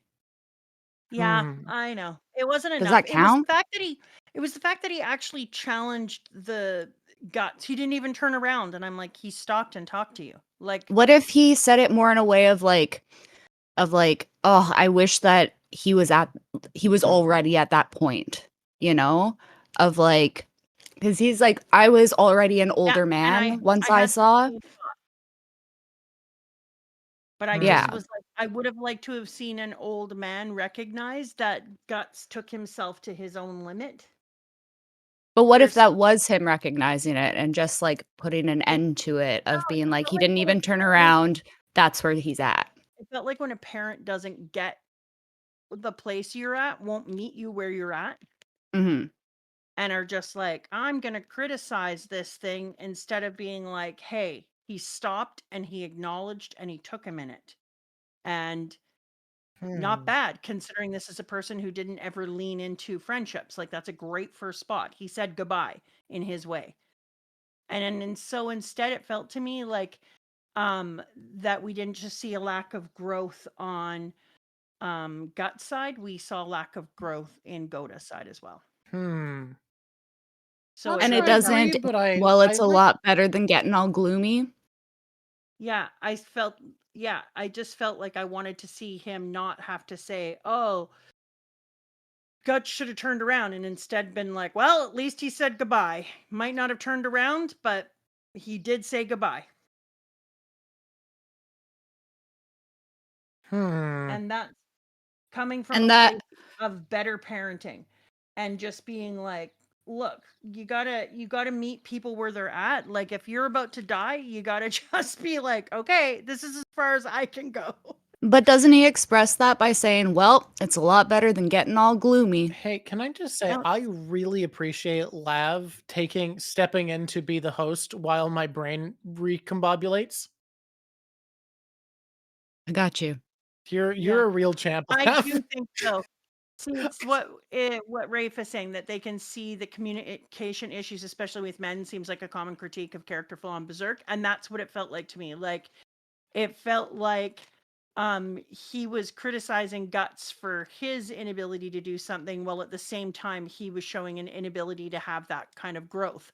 Like, he had to say to himself, it's a lot better than getting gloomy, but he should have just said, like, oh wow, he actually said goodbye, because the time it would have been nice for him to be like, acknowledge that Guts had actually made some growth, because he made some growth. It's interesting to me to think about, because like, you can't really in this series have a flawless character, because even as Guts is self-actualized, he has to acknowledge the flaws and limitations of being what he is. So like, I think that is Godo's flaw, is his expectation of people, is his inability to like not demand more. He doesn't see people where they're at as meaningful. He just keeps demanding better, which makes a lot of sense when you consider he is a blacksmith dealing with a man who symbolically is a sword. I think that being his flaw of always seeing the flaws in his work, always seeing the failures in the structure of the metal he is refining, I think that makes sense as his flaw in their relationship. That I can live with.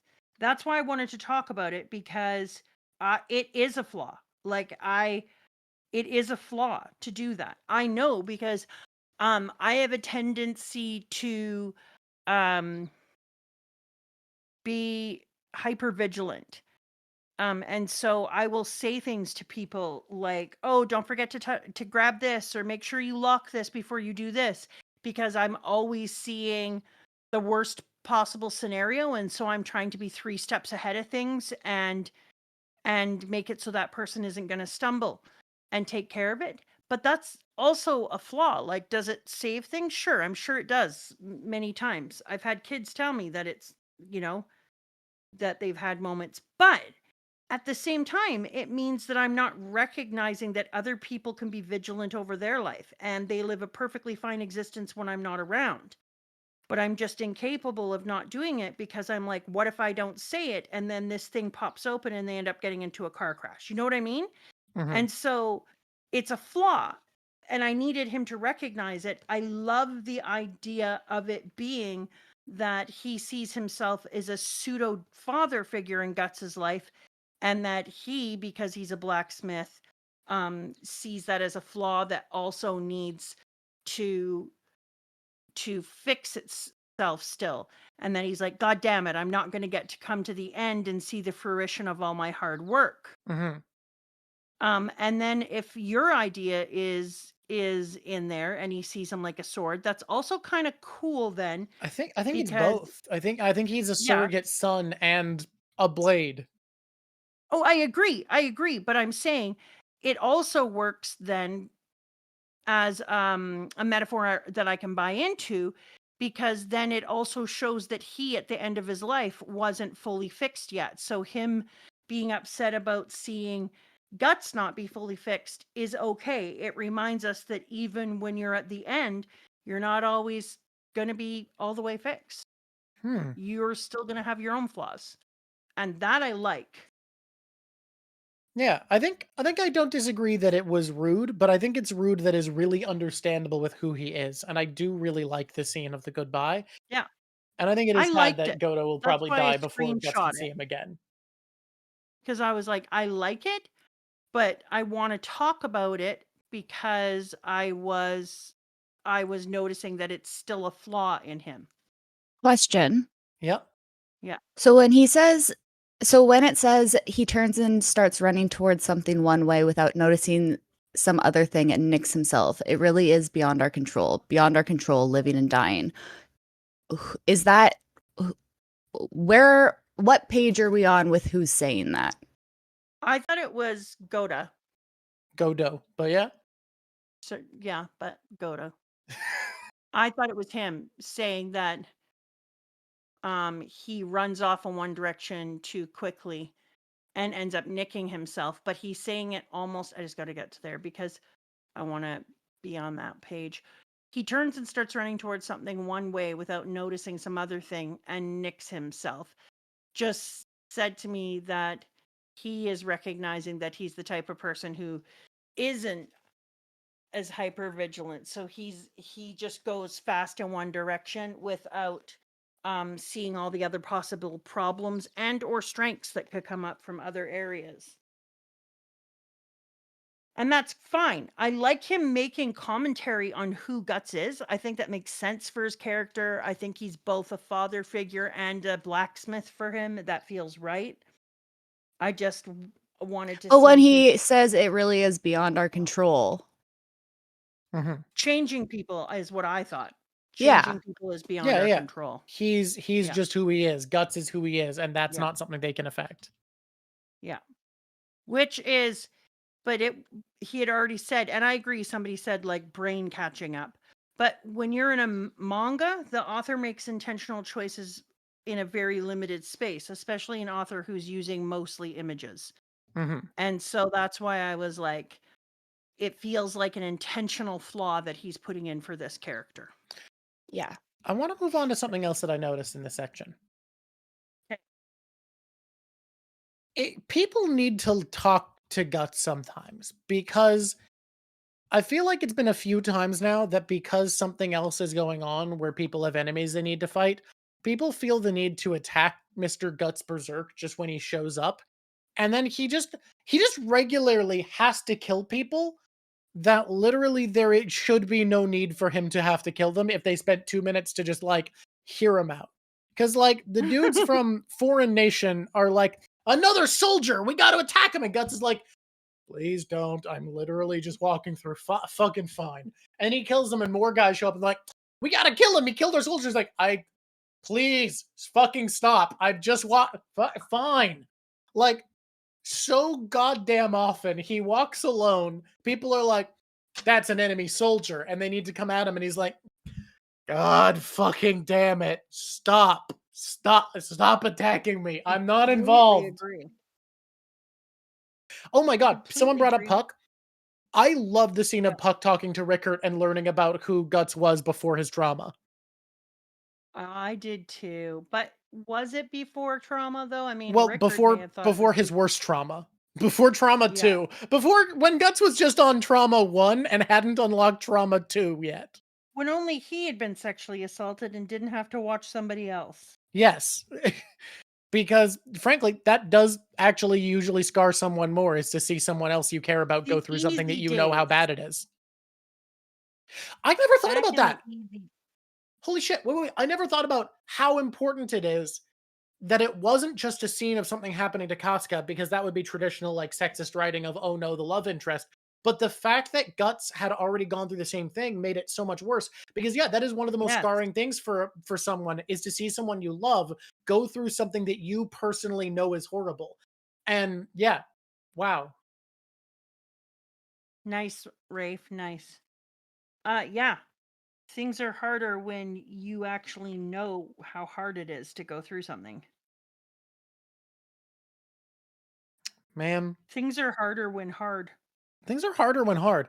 But yeah, I don't know. It was just a really pretty little couple of panels of like Puck being like, "Oh, so he used to be this way," and he would laugh with his friends at the campfire. And Rickert hearing that Puck can make him laugh and smile and being like, "I'm glad he still can be himself because of you." Like being so grateful to Puck for being this shining little thing keeping him going. Oh my god. And then that happens right before Guts thinks about Casca and is like, "But you were supposed to be the light that kept me going," not realizing because he still has a friend traveling with him, whether or not he wants to acknowledge it, he does still have something. He does still have someone who cares about him who could keep him going. It doesn't have to be the idea of Casca, because he still has someone who cares about him, traveling with him, being part of his band, sitting by his campfire, tending to his wounds. And Rickert sees that. Oh my god, that's so good. Ugh. Rickard. You like Rickert. I've always said Rickard's the best of us. Yeah, for sure. Yeah, from my experience, the Rickert used to get the treatment of he wasn't your least favorite because you disliked Judo and Corcus more. Go. Like, no that I like Judo the least. Corcus? Judo. You like Judo less than Corcus? And then Corcus. The way I'm gonna make you do a fucking video essay on judo, it's gonna happen. We're gonna do it. No world. No We're world gonna would make like Judo less than Corcus. we're gonna make a video essay, and it's gonna shake the world. Oh my god. All right, so People what I'm don't hearing love is it. you're People are enjoying gonna be editing the like, video "Oh, I essay, and now love you want more it." of it, huh? You want more video essay Yeah. to edit? Maybe I'm just a pro. Maybe I'm just excited. You're just an professional. absolute pro at Hey, we have procrastinating. an opportunity for an ad for something that took a lot of effort. Do you want to tell everyone how good the writing is in the Claire Obscure essay? Oh yeah, honestly, I'm very excited for the Claire Obscure essay. Everyone, just hold on to your socks. It's going to be very good. There we go. It's already very good. I'm not even surprised, because I wholeheartedly, and I have a problem because it sounds like I'm being sarcastic because I don't know how to regulate my voice all the time, but I believe in everything Drawk does, and I am Aw. genuinely just like so That's very meaningful. very proud of being able to be a part of things that you do. It does sound sarcastic. Yeah, I'm so sorry. I absolutely apologize. That's why I'm not usually talking. I Okay. know you mean it, but yeah. Someone just said something. Someone just said something, right? Sinem just said that Judo is a cynic who talks like he's better than others but isn't, right? Yeah. I hate to give you a point because I like Judo. So I don't want to give you this point. But I just had a realization. Serpico That is he's kind of a more self-actualized Judo. Oh, Because Serpico knows he's a bastard. Serpico's like, yeah, yes. I'm the smarmy bastard in the group, and that's all I am. Yeah. Judo kind of did act like he knew more than other people, where Serpico's like, yeah, I'm just a guy. I was constantly pissed off, so I cannot tell you how much I like Cinnamon's thing, because I was always like, just shut the fuck up. You're 3.5 years old. Can you quit walking around with big puffed up shoulders, acting like you're some kind of god of knowledge? You've been on the planet 30 seconds. Like, take it down a level. Oh my So yeah, god. I'm there for it.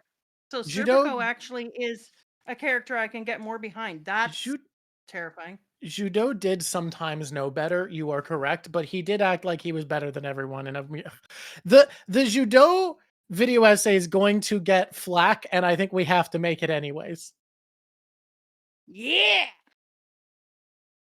It's going to be Prepare a hostile yourself, comment section. It's Judo. going to be a fucking hostile comment section. Yeah.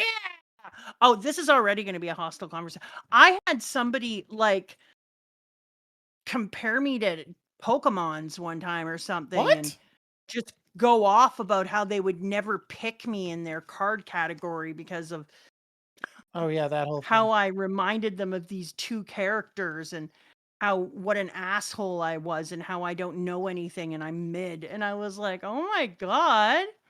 I So read you're that one, and thinking they came about at you in a very online way. so what I did after is say, oh my God. So what you're saying is you're thinking about me? Drawk, you have to add a puck. I saw. I'm just thinking about how, where. Lav, you So have a reference folder of legitimately, puck reactions. Send me one, and I'll add that one.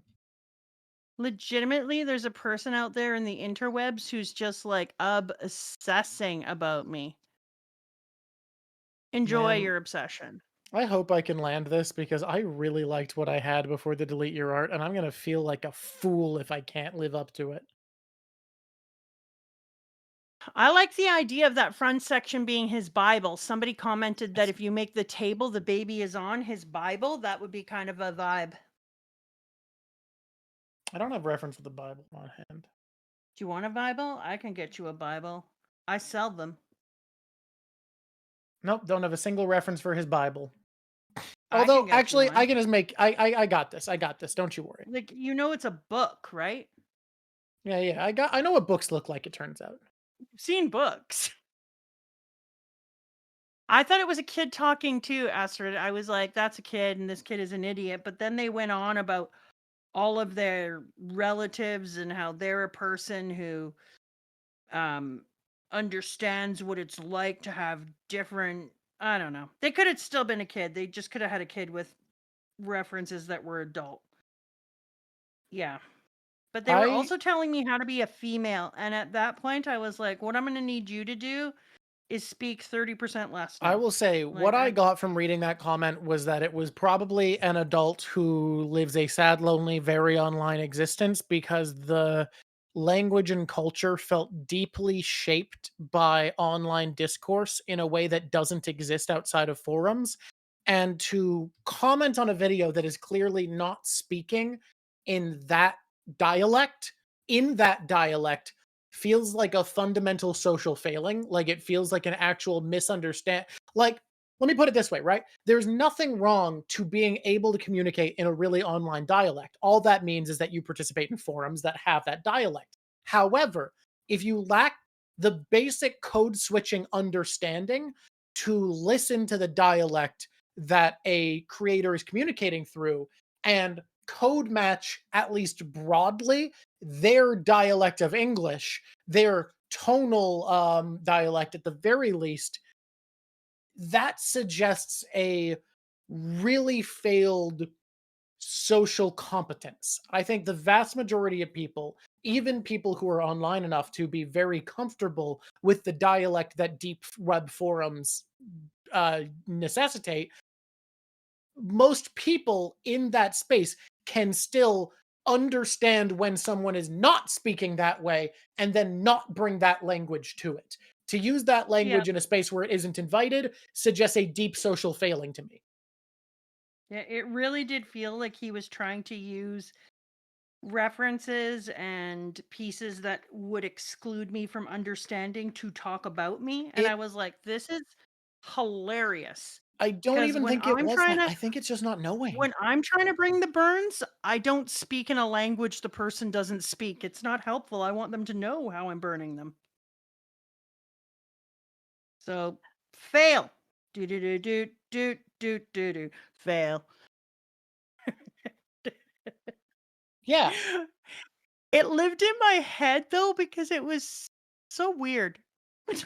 We're not going to say where that is. If you want the Should we move embarrassing on comment, to you can find it. I hid everything in one place. Sorry, what were you saying? should we move on to Con Child? Con Child. I don't want to talk about Conchild. I loved I Con think Child, Conchild is Trickin' in this more. Soldiers, Non-Lethal Poisoning. Did you say chicken soldiers? Trickin' Soldiers. I said Trickin'. Oh, here's what I heard. Conchild chicken soldiers. Con Child, Chicken Soldiers. So Oh, wait. Is I it just just me? Or did I just hit a new Doobie Brothers song in the year of our Lord I was just gonna 2025? say I might start a band called Conchild Chicken Soldiers. Con Like that is Child, a Chicken good band. Soldiers, pecking at the ground till they're older.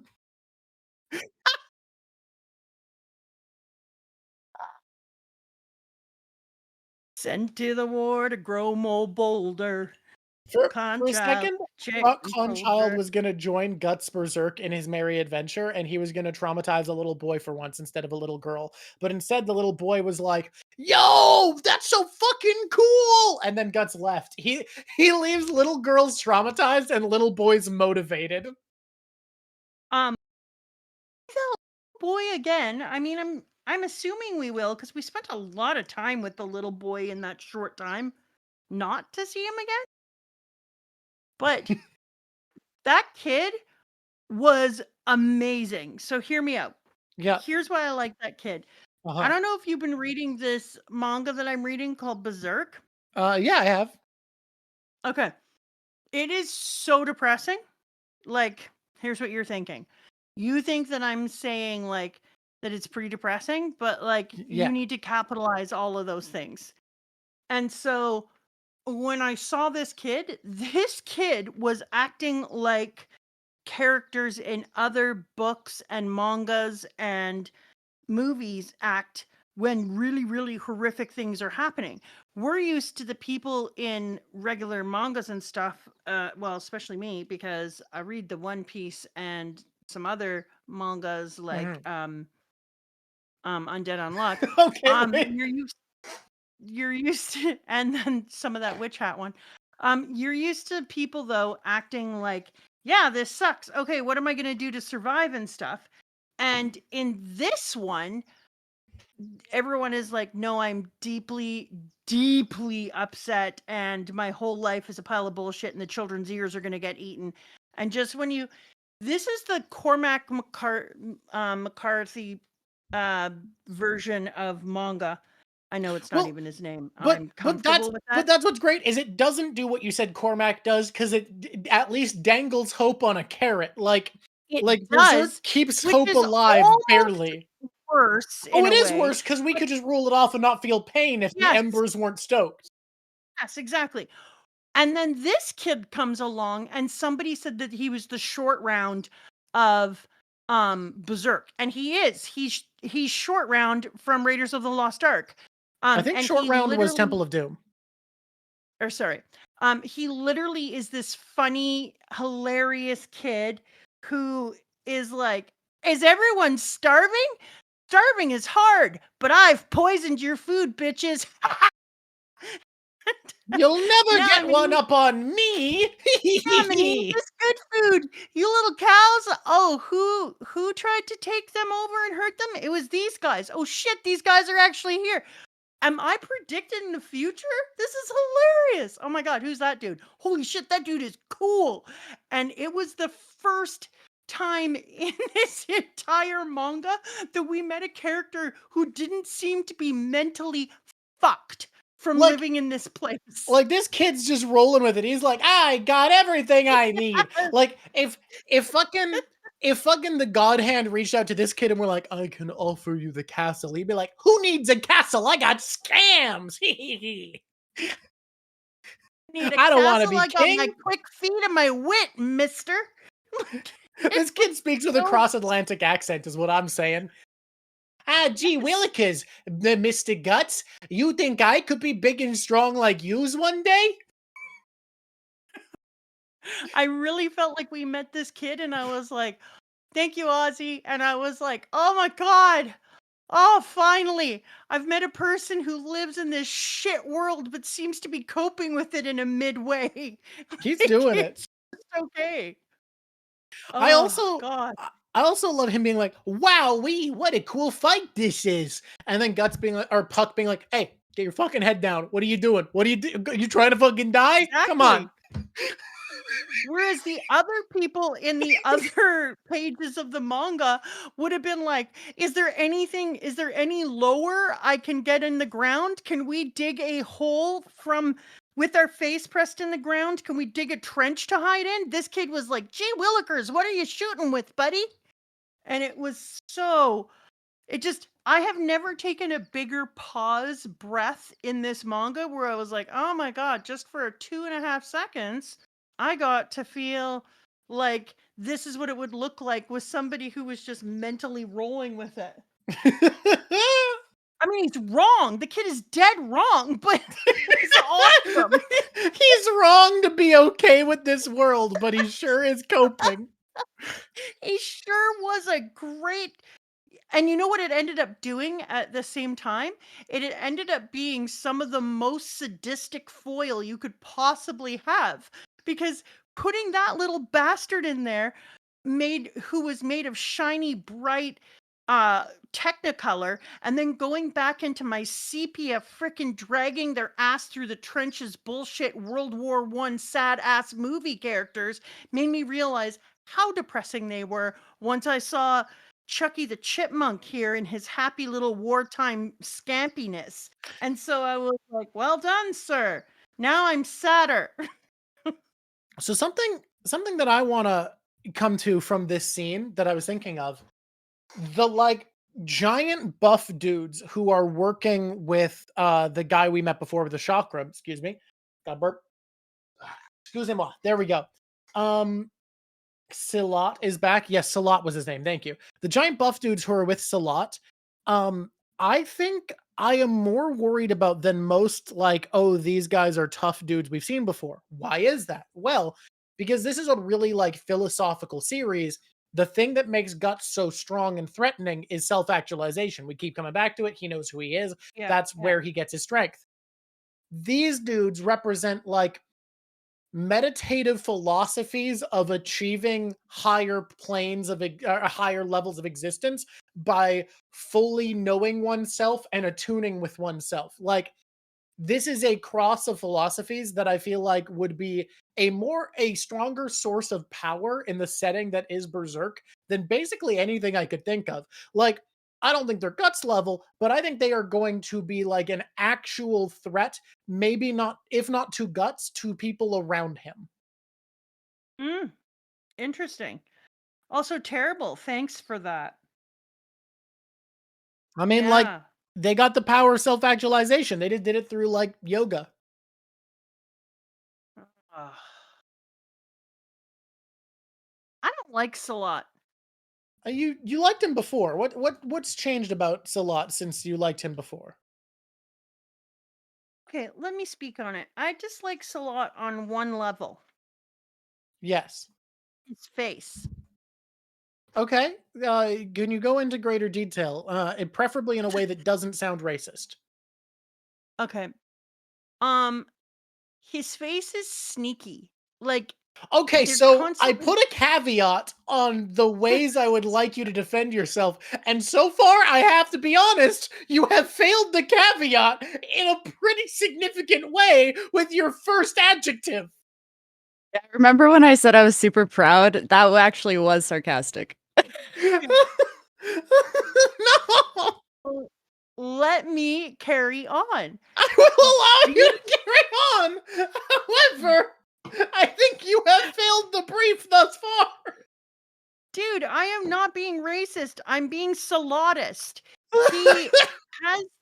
He has a bombastic side eye. Whenever he's saying something, even if it's like a thing that is a perfectly normal thing to say, he has to do it with a Kubrick stare. He has I to will like say, shift his chin down and then lift his eyes only and be like, yes, well, I think we should order a salami sandwich. And I'm like, you didn't need to say it that way. Like, you could just say it. I will say And I so see he's, it, and it's not like thank he's you, the Ray. only He's aura person in farming. the manga He's out who- here like totally just being like, let me be dramatic and sneaky and bombastically side-eyed for no reason. And what I will say is he is not the only person in this manga to have that energy.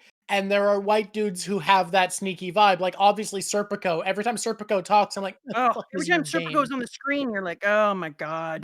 But the thing is, Serpico Oh my being in a god. position of Maybe deference pulls it off better. I just realized something. Maybe Yeah? I'm thinnest. You don't like skinny people. But you like Yeah, Serpico. when skinny dudes, it's just the way those two characters are drawn so that they're always like looking at you from the side, like, oh, do you want some bombastic side eye? No, I don't. Piss off. Well, you're getting it. It's just like hilarious. You hear that, men? Get some meat on your bones or mama doesn't trust you. What are the You're- chances that he becomes Guts's mysterious friend? If he does, I'll be sad. I mean, it's probably gonna happen now.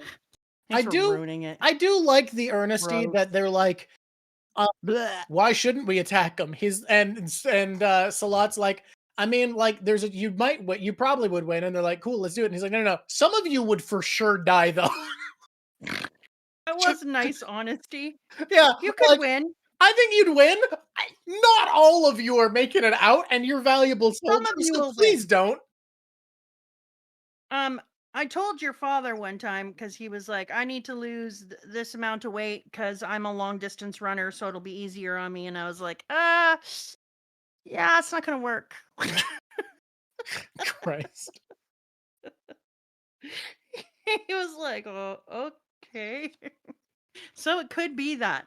But no, I think Damn, both of them are aura racist to farming. I thin think men. you're right. I think you're right. I think it has, those two just have this looks about them that they're always trying to be at the center of being dramatic. I do admit I really did like him telling them that Oh, so it's jealousy. not everyone is gonna. No, I ain't But jealous. I am not jealous of these men. They kind of are icky to no, me. just being like there is only one center of attention and you guys shouldn't even try. Oh, I'm not. I don't have to compete. There's no competition here. Of course. God. That's what I'm We can- saying. Here's That's where I'm at. exactly what I'm saying. Here's We can where I'm all at. be Here's where I'm at, awesome. right? Berserk has a tier of character that's like, you're not an arc villain, but you're like an adversarial force, right? And here's where I'm going. I like basically all of them. At this point, adversarial force, but not like an arc villain, not like the big bad. You got Zod, you got Salat, you got Farnese. That's who's left alive, I think, in this role. I like all three of them, and we get all three of them in this section. No. Wild was arc villain. Wild was an arc villain. Same with what's his face, Hat Man that I'm drawing here. But like all of our guys in the adversary, but not arc antagonist tier, we got all three of them in this section, and I like all three of them.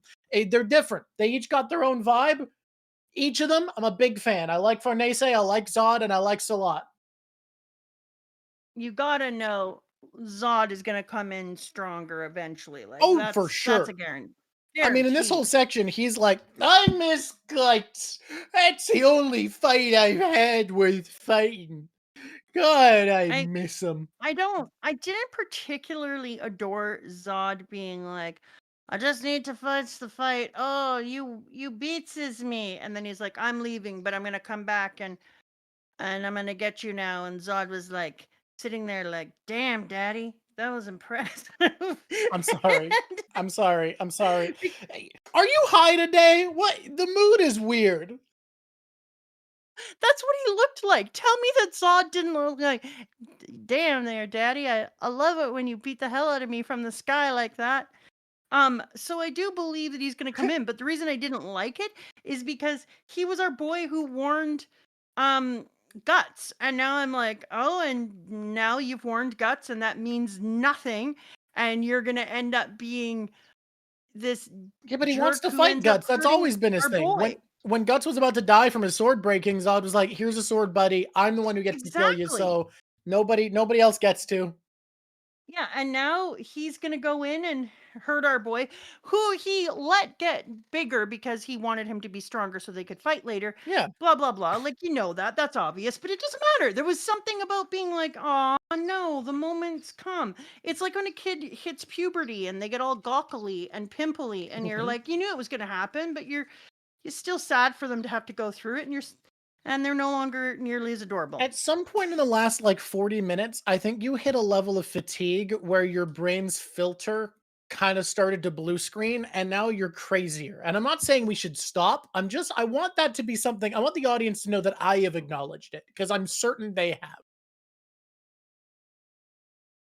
Gotta tell you what happens. Uh-huh. Um, it's summer. Yes. And so once summer hits, over that first week off as a teacher, you slowly let go of the filter. I sometimes wonder what kind of a person I would have been if I didn't get into public education. Because then the filter wouldn't have been trained. Like you wouldn't The have the filter never discipline would have you been have. built in the first place. Yeah. People are saying Yeah. you I have a wonder filter. if I would Guys, have liked me. people are saying you have she has a filter. Guys, there's no way you can't tell the difference between now and 40 minutes ago. Like these are different mamas.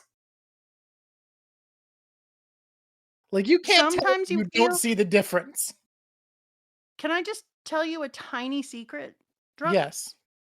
Sometimes you feel like a nut. Sometimes you don't. What's in a Monday, dude? What's in a Monday?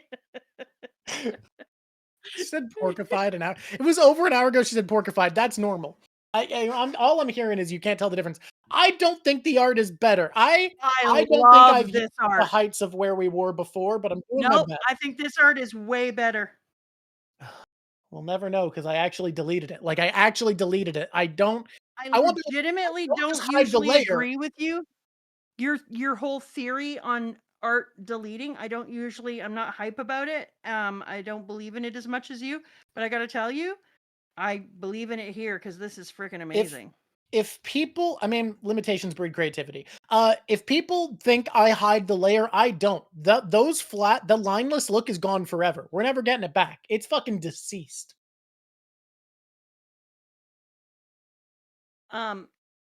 Listen to me right now. It's okay to be filterless. We are reading the So single glad Lav least has a filtered folder. manga in the history of mangaing. That's If fair. I'm unfiltered, how can you even tell next to this manga? I think that's fair. I think that's a fair reason to let the filter die. Kill it if you have to. It's just self-preservation. Think of me like you think of that little scamp who poisons the guards. I love that fucking camp, dude. All I'm doing is I'm out here trying to roll with the crazy, baby. I'm out here just rolling with this crazy. Finding my fun where it comes. Can I say, I am sad that the king had like, kind of just like a death, you know? Yes and no, because it kind of also made me feel like, screw you, pedophile Oh yeah, king, like you didn't deserve. you don't deserve a cool death. I can see that sentiment. Yeah. Like you don't deserve an important death. You deserve to die Yeah. cold and sad. You know what? I take it back. It's actually good now. Okay. I love Die pathetic.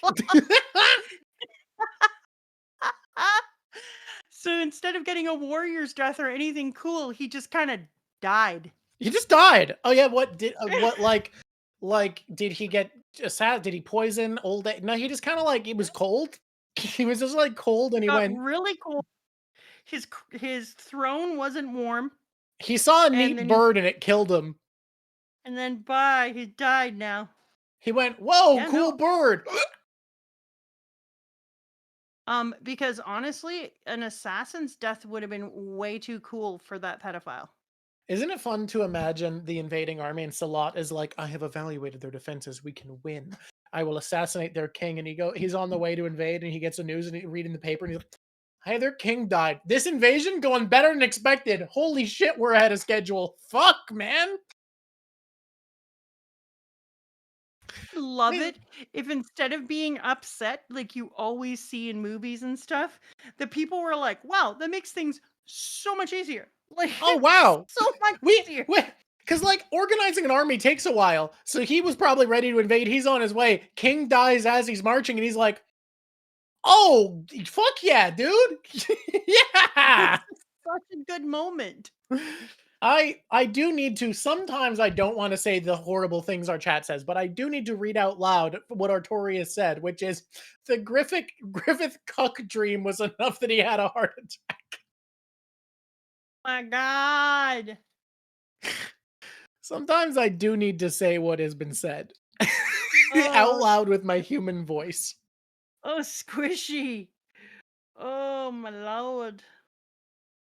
Well, that's been said now. That's a thing we can't unsay. Okay, but because that was just said, I will take no more quarter about my unhingedness. No more quarter, huh? No quarter given? No quarter taken. I just don't know how people can't tell the difference when your filter dies. Like this is so apparent to me. I can't imagine hearing the tone in your voice, hearing the like eager slur in your tone, and not being like, "Oh yeah, we're entering new territory." It feels so apparent. That's because I'm your parent. A chink chink chink. That noise was me on my drum. All right, where do we go? What do we move on? Do we do closing segments? Do we do a plug? What do we think? What do you think we do? Would you Can I like to just do? say- Are you ready to do closing segments? Yeah, can I just say this baby looks too healthy? No, you can't say that because it doesn't. Okay. But look how healthy it is. That's a lie, Wait a and you minute. can't speak it. Are those its legs? Or Yeah. are those highlights in the blankets? That's its legs. Just a minute, I'm gonna put my glasses on. Oh shit, never mind. That baby's real sick.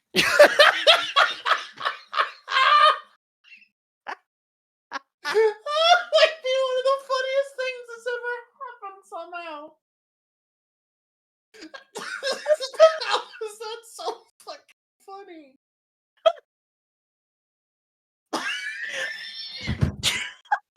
Lucy, I hope you weren't drinking water again. I think you might die that time.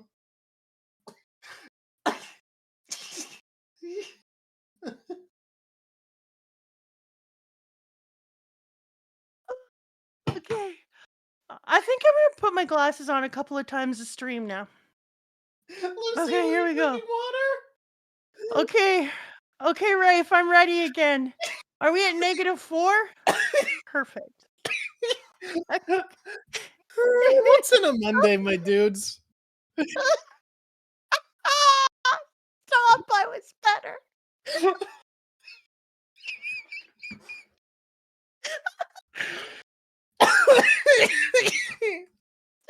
Okay. Okay, here we go. I got this. Oh, Oh, okay. oh. Here we go. Hello, YouTube.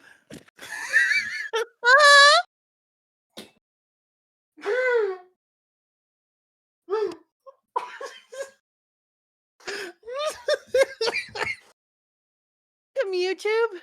Welcome to the Drawk Show. I'm Mama Drawk. You know me from such places as here on the screen. You'll see that sick baby. It's real sick.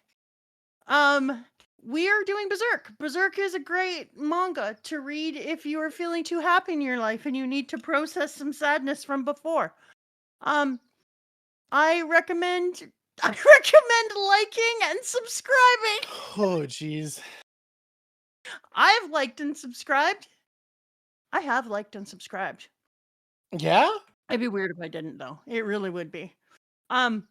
We usually do. I'm not normal now. I can't think. We usually do One Piece content. If you're interested in One Piece, that's available to you. It's still available. We are doing tinfoil talk with all our craziest tinfoil things with our friends who are also One Piecers.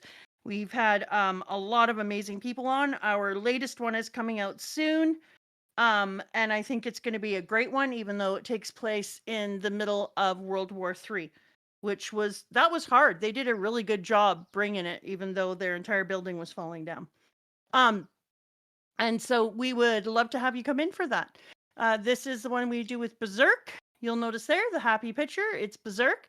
And we also have content for Undead Unluck. Drawk does a lot of things on his own that you should come and see, and is about to have a really cool video essay come out that AJ gave him all the props for. AJ.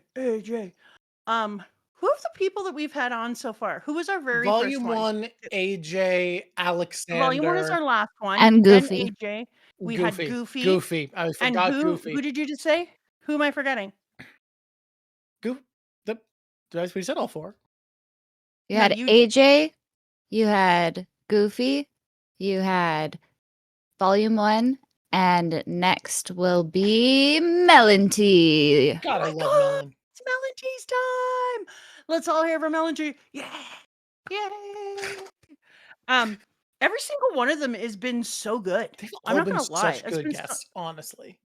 Oh my God, it's been so fun. I've had like the most fun ever. I'm glad I didn't forget anyone. I kept thinking I was forgetting people.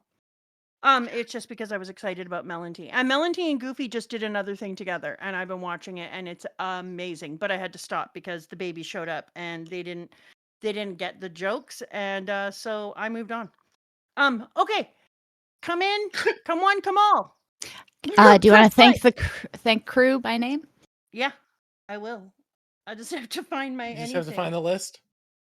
I just have to find my list. Okay, I will tag you again. edit this part out. Because I had to pick up my Lucy, phone. it can't have happened again. No.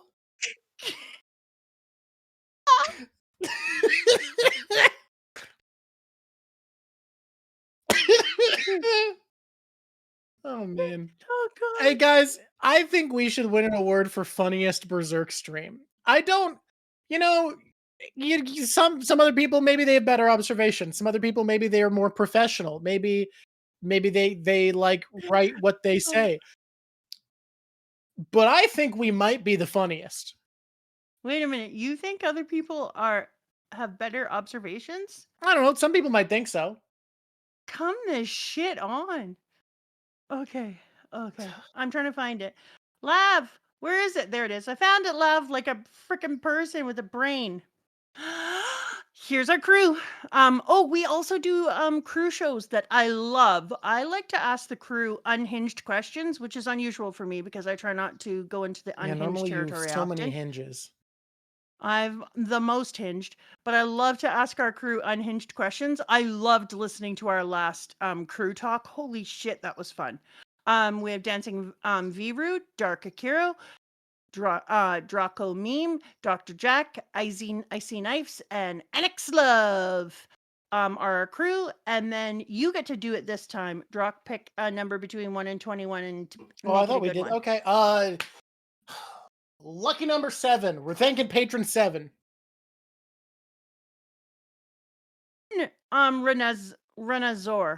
Renazor. You know what? In my head, I sometimes make the tiniest bit of fun of you when you mispronounce some names. Uh-huh.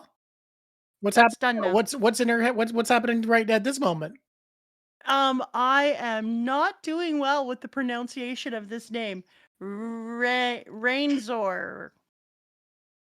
Rannezore. Renazor. Thank you, Renazor.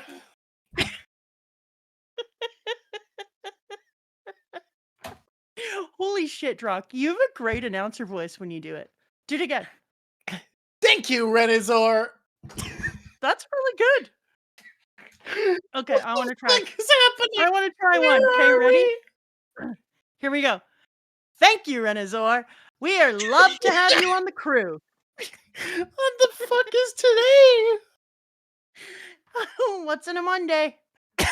What's in a Monday, dudes? Someone said, I feel lied to. It's not even Monday for them yet. No, what you got to understand is what's in a Monday is not a phrase for a Monday. It's a phrase for when like a bad thing happens and you're just going to keep going. That's all it means. Did we drown Lucy? I think we are up to 5 times that we have nearly choked Lucy. So cool. I can't believe that happened in a Berserk stream. We said this was the Okay. happiest. This was the positive of Berserk, and it turns out the positive is comedy. The cheer is comedy. Monday started Okay, 45 ready? minutes ago. Time zones aren't real. Don't worry about it. We only got one real. I can't do the bit because I saw someone do it for real. What's our first closing segment? What do we start with?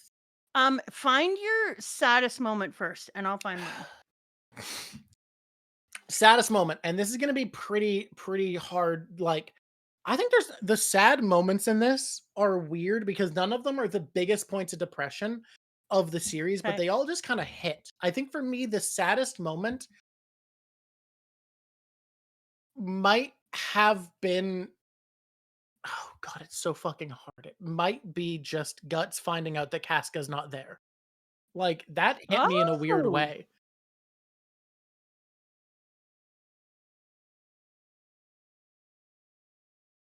Wow. Yeah, like when I read that, I was like, this. I mean, it felt right in a weird way because I was like, well, she, of course not. We can't have her here. We can't have things be settled or resolved. But also, like, what do you mean? How is that possible? Where is she? Like, everything about it felt so both. It could only be this. It's the exact same as finding out she didn't die in the eclipse. It was simultaneously, oh, it couldn't have been any other way, and oh, it can't be this. Yeah. The cursed fetus, just I still think it's funny as shit. It's just I not. really Cursed struggle. fetus ain't getting you. No, every time they show the cursed fetus, I wanted to tell you something, but I've Okay. never said it before Uh-huh. because of my hinges. Yes, and now we've lost them. Now the hinges are somewhere else. They're in another room. But my hinges have gone away. Yeah, so I wanted. Do I need to be a hinge? Do I need to be a hinge? How about No. how about briefly? I'm No. gonna mute you two on stream, and then I'm gonna mute you, Mama. You can say it, and I'll determine if I should unmute you. No one can No, hear it's you okay. right now. It's just a sound. It's okay. It's just a sound. Yeah, you got Every it. single. You're muted I'm right not a now. I'm gonna moron. filter this. You tell me the just a sound. Okay. Yep. You're going back on. Everybody can hear that. Can you please say the sound again? Every time I see that baby, this is what I hear in my head. And so that's the sound I think the baby makes. And then it does this when it sees one of its parents. And I don't think that's scary or sad. It's super comedic to me. I just love that the intention that this baby has in the story is for you to go, this is a tragic reminder of what happened, of the lost love between between Casca and Guts, of Griffith's contamination of that, of his selfishness, of what has happened to them, that the potential for happiness has been taken. All of that is intended to be there, and instead you look at this little thing and you go, ah?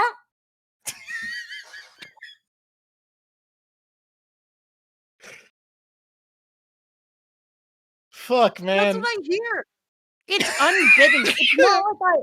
It's not like I ask for it. They just show the little baby with the beak thing. Maybe it's because it looks like a. Have you ever seen a pigeon when they're first born? I've seen Like a pictures of that, I brand new believe. Yeah. pigeon?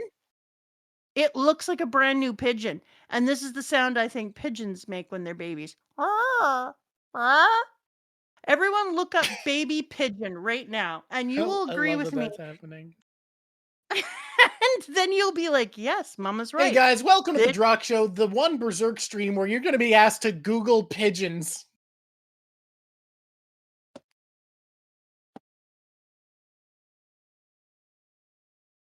I can't even. Google baby pigeon. It's I perfect. truly don't think you're going to get another Berserk stream that gives you homework to Google pigeons. It's interactive. For anyone who doesn't That's- want to, let me explain what has been described by chat. What we've heard from Raph's Revenge is that looks like a wet dodo. So if you don't feel like Googling it, imagine a wet dodo. I'm telling you, it's worth looking at a baby pigeon. Yo. I have uglier pictures of pigeons than this. These ones look okay. My mom had a baby pigeon and it was uglier than this. Yeah. Oh, I found the one. I'm going to give it to you. Why? Why is this the detour we need? We've just As a begun gift. closing. You haven't even said your saddest moment. Oh, I do have a saddest moment. Thank you for asking. You'd think it would be the one that you're showing me. Yeah, that's like the baby. It's ugly and cute, but it has a beak and it makes this sound. And that's just the truth. You think it would be this one with that very sick baby, and I did not like this. Don't get me wrong. But my saddest moment was actually the whole sex work king scene, because even though it was really cool, there was something so trapped about that moment in the way that these other girls, like, I was so glad they had her, but their entire lives depend on her because none of them have the strength of agency to get through life if she disappears. So if she gets diseased or if she gets hurt or anything, nobody else survives without her. She's it. And that made me really sad. I mean, I'm not gonna lie. This one where they torture a woman for protecting her baby wasn't great. But It's this scene is such a wild level of fucked up because of the guy being like, "You're so honorable and good for what you did, but laws is laws." yeah, exactly. Come on, Drawk. You got to admit that this image is just killing. I think it was gonna be better before, but if other people like it, I think that's what matters, right? This image is so amazing. Yeah, I'm gonna say that the sex worker reminded me of my Nana. Hear me out. Just wise matriarch. Yeah, in the way that she held everything together and she knew about everyone's needs and she anticipated issues and she she had a level of snarkiness and sarcasm to get through daily life. And there was something about her that I was like, oh my god, this woman here, she's nana coded. Nice. Yeah. This sex worker reminded me of my nana. Hell of a quote. That is basically paraphrased what you said. Yeah. Yeah, it is, but I'm not wrong, and I don't think my nana would be upset by it. No, She's I don't passed, think but- she would be. No, you know Nana. Your grandnan wouldn't have been upset. She would have been like, "Nice, I could see that. I am pretty cool. Pretty. Are cool. you ready for me to make this way the fuck worse? No, don't do it. No, what are you doing? Don't worry about it. No, Stop worrying about it. I hates it already. Why are you Well- making a goldfish? I'm not making anything. Oh, I'm Drawk. finding a way of including one last panel that you asked for of the 4 that I couldn't include in the composition. No, I don't need it. This is good. Aw, I hates these letters. Oh no. Oh no. What is going on? Thank you? Yeah. Uh, I don't despise it. Thank you is But what what was she the other said to panel? him when she took her child and save. Oh, right. Thank you. Right. You don't usually write in things though. Not all the time, but I feel like it fits this composition. It was imagined from the beginning with this being up here. Okay. Um, what's your happiest moment? It's weird because it almost made my list for saddest, but that has happened before. We've done one and the same as before. So I am Yeah. going to say the scene where Rickert and Guts apologize to each other and hug, what made me so like that's just beautiful. Actually seeing him getting to be human, I loved. I loved that like little connection. It just what a great little charming moment of like Guts saying, "Hey, I'm sorry for being angry," and Rickert being like, "No, I should apologize," and both of them acknowledging we did fuck up. We were both unfair. We failed our obligations, and just acknowledging each other. Like, oh, I love it. Yeah, okay, I can see that one. Um,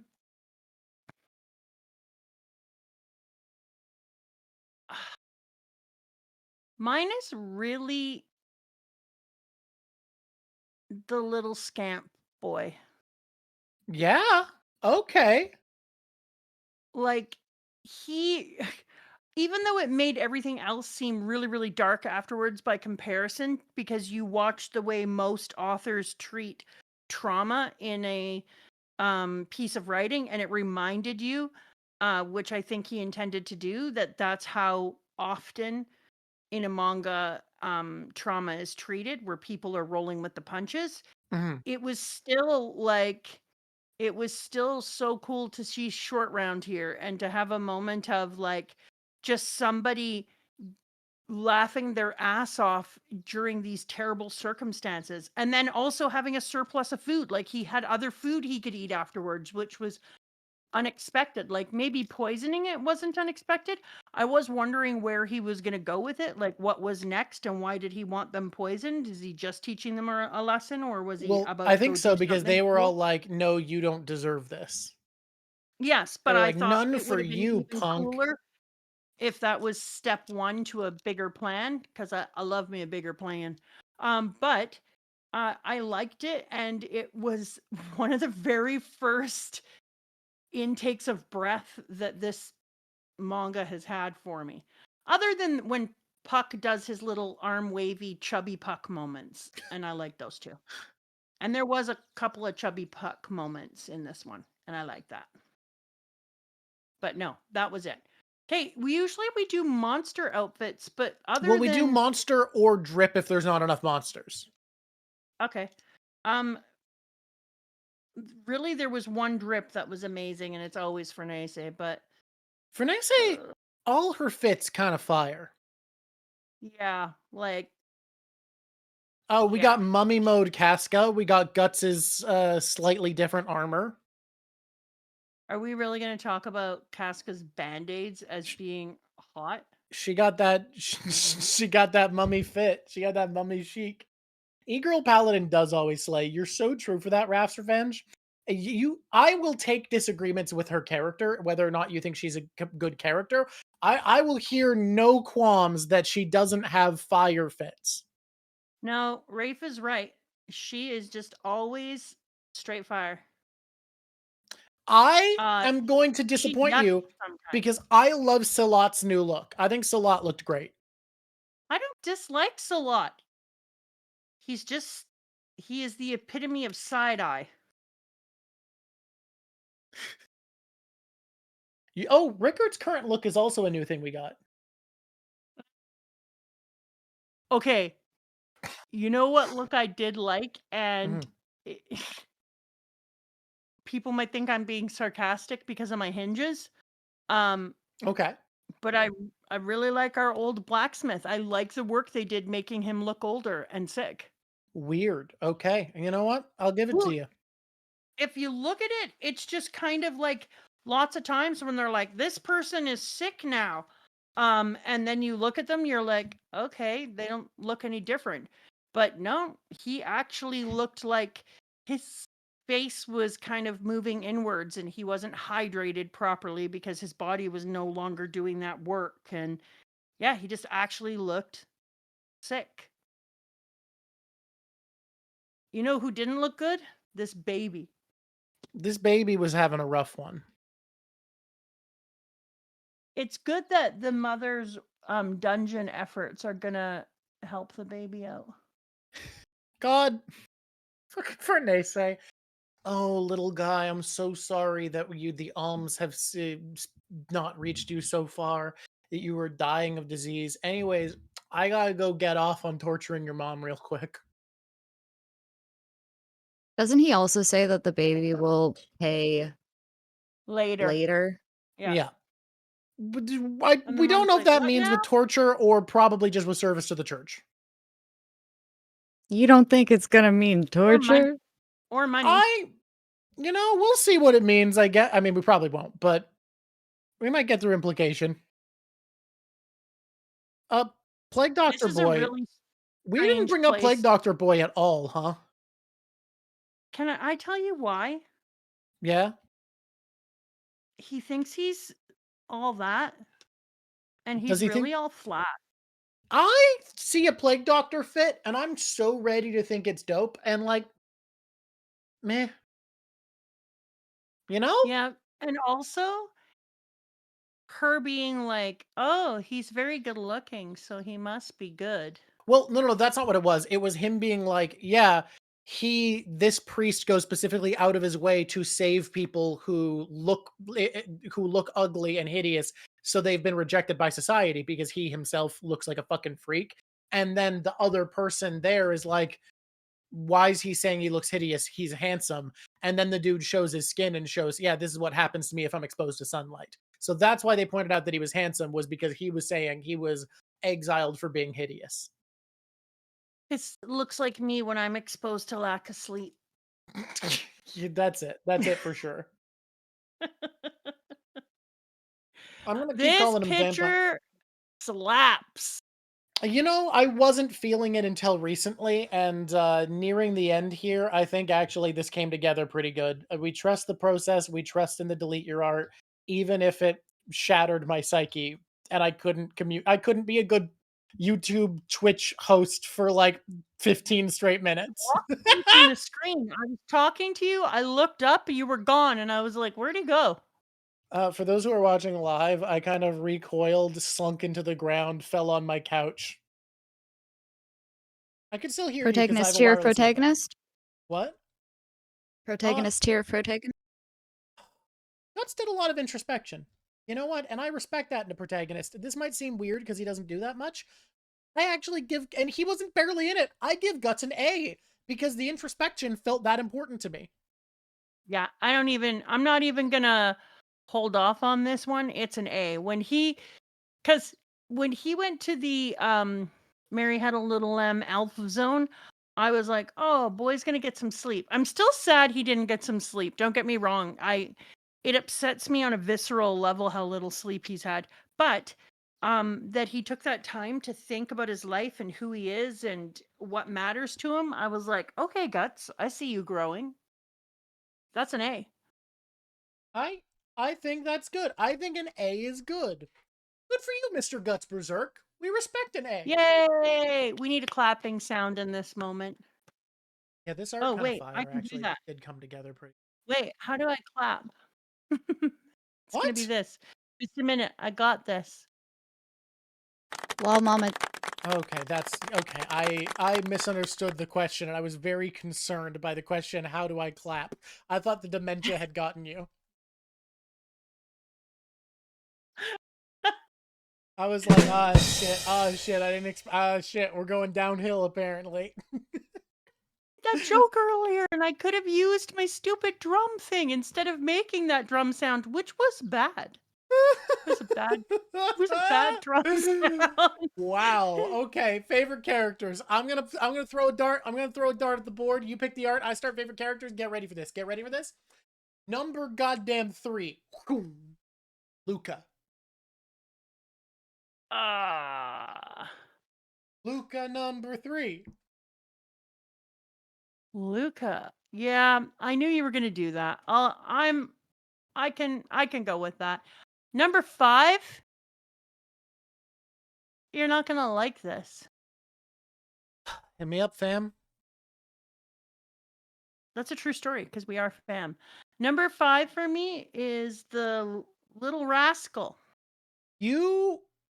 I encourage you. I encourage you to rethink and put Little Rascal at number 4, because otherwise a character you are going to hate being above him is going to be above him, because there's a character I'm not letting off this board. So I give you, Oh I give you goddamn! Little seconds. Rascal's in number 4. Number And 4, Farnese's Little number Rascal. 5, because I genuinely enjoyed her consternation here.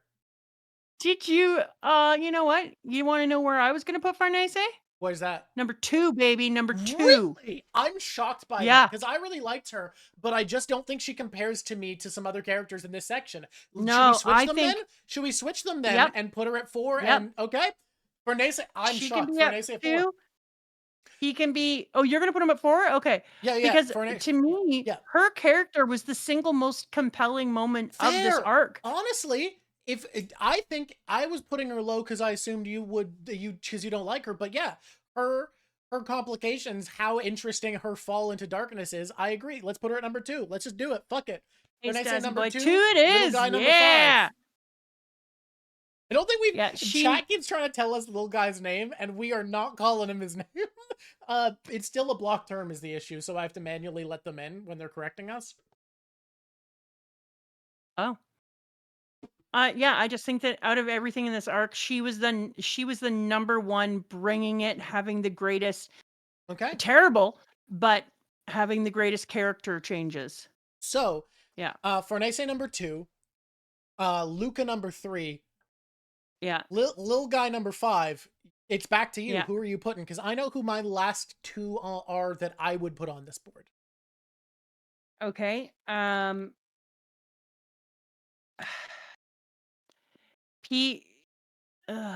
We have 4 and 5 and 2 and 3. So yeah, 4, 5. well, no, we need 4. We have 5. We Oh, we You 4 need and number 1. 1 and number 4. I know who I'm putting as a number 4. Yeah. I'm gonna put Easter Island boy. Really? So Yeah. now I'm in a difficult spot, because my opinion, I would put 4 as Rickert. And I'm going to say instead Rickert is an honorable mention, because there's no way I'm dethroning the Goda. It's Godo time. The Godo. Godo is here and Nice. he's number 1. You know what? Dude's about to die, Drawk. It's time we Yeah. put him up in the sun. But we're gonna put the Sinky boy in at number 4. He's a really good antagonist. He's got such menace and such aura, and the fact, and like, I think Berserk gives us 2 types of bad guys. They give us bad guys that are just like, this is a bastard, and they give them bad guys where there's enough humanity to them that they're appealing. And he definitely has enough humanity, because he's been bringing people into his order and giving them salvation, who are like who are despised by society, the castaways and exiles. Like, he's been giving a chance to people the way a lot of our heroes have been. And yeah, no, he does feel sincere about his faith, which immediately makes him more interesting. In all honesty, he should be number 1, and Goda should be But number. Godo carries all of the philosophical weight of I this agree. section. Like, I I think for me, agree. I think later on he'll be higher, but right now I think our viewpoint, our compulsion to read comes from Farnese, and like, all of the weight comes from Godo. Yeah, I would agree. But you know why this picture is so cool is his eyeballs. You did such a disturbing job on his eyeballs. Thank you. Yeah, I hate him so much. He's so despicable, but so compelling. Yeah. How often this is there was a a section hard one. where how often do we have a section in Berserk where there's this many characters who could have made the top 5? Because there's more that yeah. I enjoyed here. Yeah. Yeah, what Uh, about even your what was favorite minor character? That's wait, crazy. what was the name of the dude in the beginning who was doing the army and taking the people through? Taking the Doing the people army? I downtown don't know. I forgot about with the him until beard. this second. The one with the beard, the guy with the The face the and the just like beard. guy who looked normal, handsome, default character creator Yes, #1 guy. yes, yes. He went to the city that was sick, and then he saw how upsettingly sick and hurt people were, and then he ran off to do something about it. Yeah, He was a great dude, and we didn't even mention him. yeah, cool guy. Oh, Hope he comes back. hope we see you again, dude. Maybe be a Lord little more Lavin. memorable. Lord Lavin. It's you know what's interesting about where we're at in Berserk is now that the kingdom's getting darker in general, I feel like Berserk is more willing to show us good people, like normal good people, or at least Yeah, good-hearted evil people. Like we're getting more of that gray where I feel like when things were better, basically everyone was kind of a bastard for a while. yeah, they were. Now we're getting to meet people like this dude who's Yeah. kind of a nice guy. And even our villains now feel very like you understand the humanity in them. I guess they've always I been don't good know. at that in general, but I don't know. It felt like it was easier to just write people off as evil before. I guess because we were in a military arc, we were going through so many temporary bad guys who were like, yeah, this is a cruel, vindictive mercenary. Like, that was such a common thing we were facing. And now a lot of Yeah, our background antagonists, rival forces, and etc. feel like people. yeah, yeah. Okay, what was the last thing we do? Um, out of you have to pick your favorite minor character out of the starving baby lady, the egg guy, Princess Charlotte, vampire plague doctor, the con child, or the old friend. I mean, I know who you're picking. Yeah, it's the con child for me. Conchild's cooking. I agree. That's the best minor. But since we're not allowed to pick the same, I will allow you to have the Conchild. The poll You people actually who do chose have to that. pick the same. We have to pick the Oh, same, we but have I to thought the pick the poll same. was just about who Mama's is, and we usually pick different ones. But either way, yeah, Conchild it is. Conchild wins. Yeah, con child. Dun, That dun, kid dun, dun. rules. Wait a minute. Yeah. Wait a minute. Wait a minute.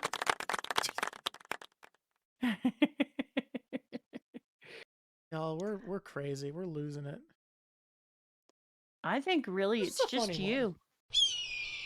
What's in a Monday, I'm my pretty good. guys?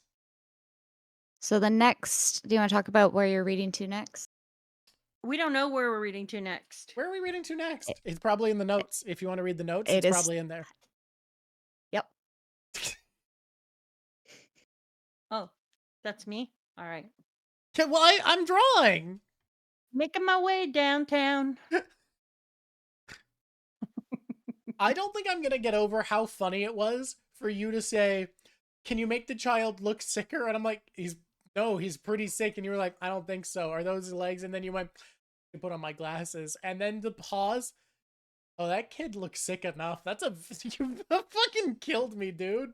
That looks sick as crap. Holy shit, that's a sick kid. That's a sick kid. Oh my Okay. god. That was so fucking funny. Our next reading is to the end of chapter 150. Does that feel short? 150. Is that short? That's pretty short. That's like 13 more chapters. I think that's good. Okay. We did long sections for a while. We're back to shorter sections. I think it'll probably get longer again once things heat up again, because these are a lot of little individual setup sections. Yeah. It is what it is. I bet we'll find something funny in there. Yeah. The charming comedy of Berserk. Hey guys, Do thanks we for want being to here. What? thank the mods and also Stazzy Boy for the arcs and chapter outlines? Yeah, Stazzy boy, you're the one and the two. I want to thank our mods for being here, holding down the fort. I want to thank our editors. I want to thank Stazzy Boy. Wait, mods. Editors. Carry on. Thank you, Stazzy Boy, for making the chapter demarcations and helping keep us on track, handling banned terms. Thank you, Palin Berserker Jedi, for handling banned terms today. Thank you, everyone, for being here. Thank you for watching and remembering to like, comment, subscribe, and all that. Why are you doing that? Because all that helps us, and it costs you very, very little. These are... Thanks, everybody, for being here. And until next time... I'm pain free. I'm painkiller. Jesus Christ. I don't know if Lav is going to bother grabbing the Craig file for the soundboard, by the way. So YouTube, you might not know that I'm trying to keep a straight face as Mama just fucking spams. And then you say squish on usually, though, by the way. Squish on squishies. It's been lovely talking to you. I just realized I didn't set up a raid. Is Oak back from vacation? She Bojangles, is. you missed nothing. It was a very Oak is hinged back from episode. vacation. Oak is talking about her vacation. Be awesome, everybody. All right. Oh, I think Oak's about to Look at the raid. cannabis. Oak is about to leave. You're going wherever Oak is sending you guys. Until next time. Bye.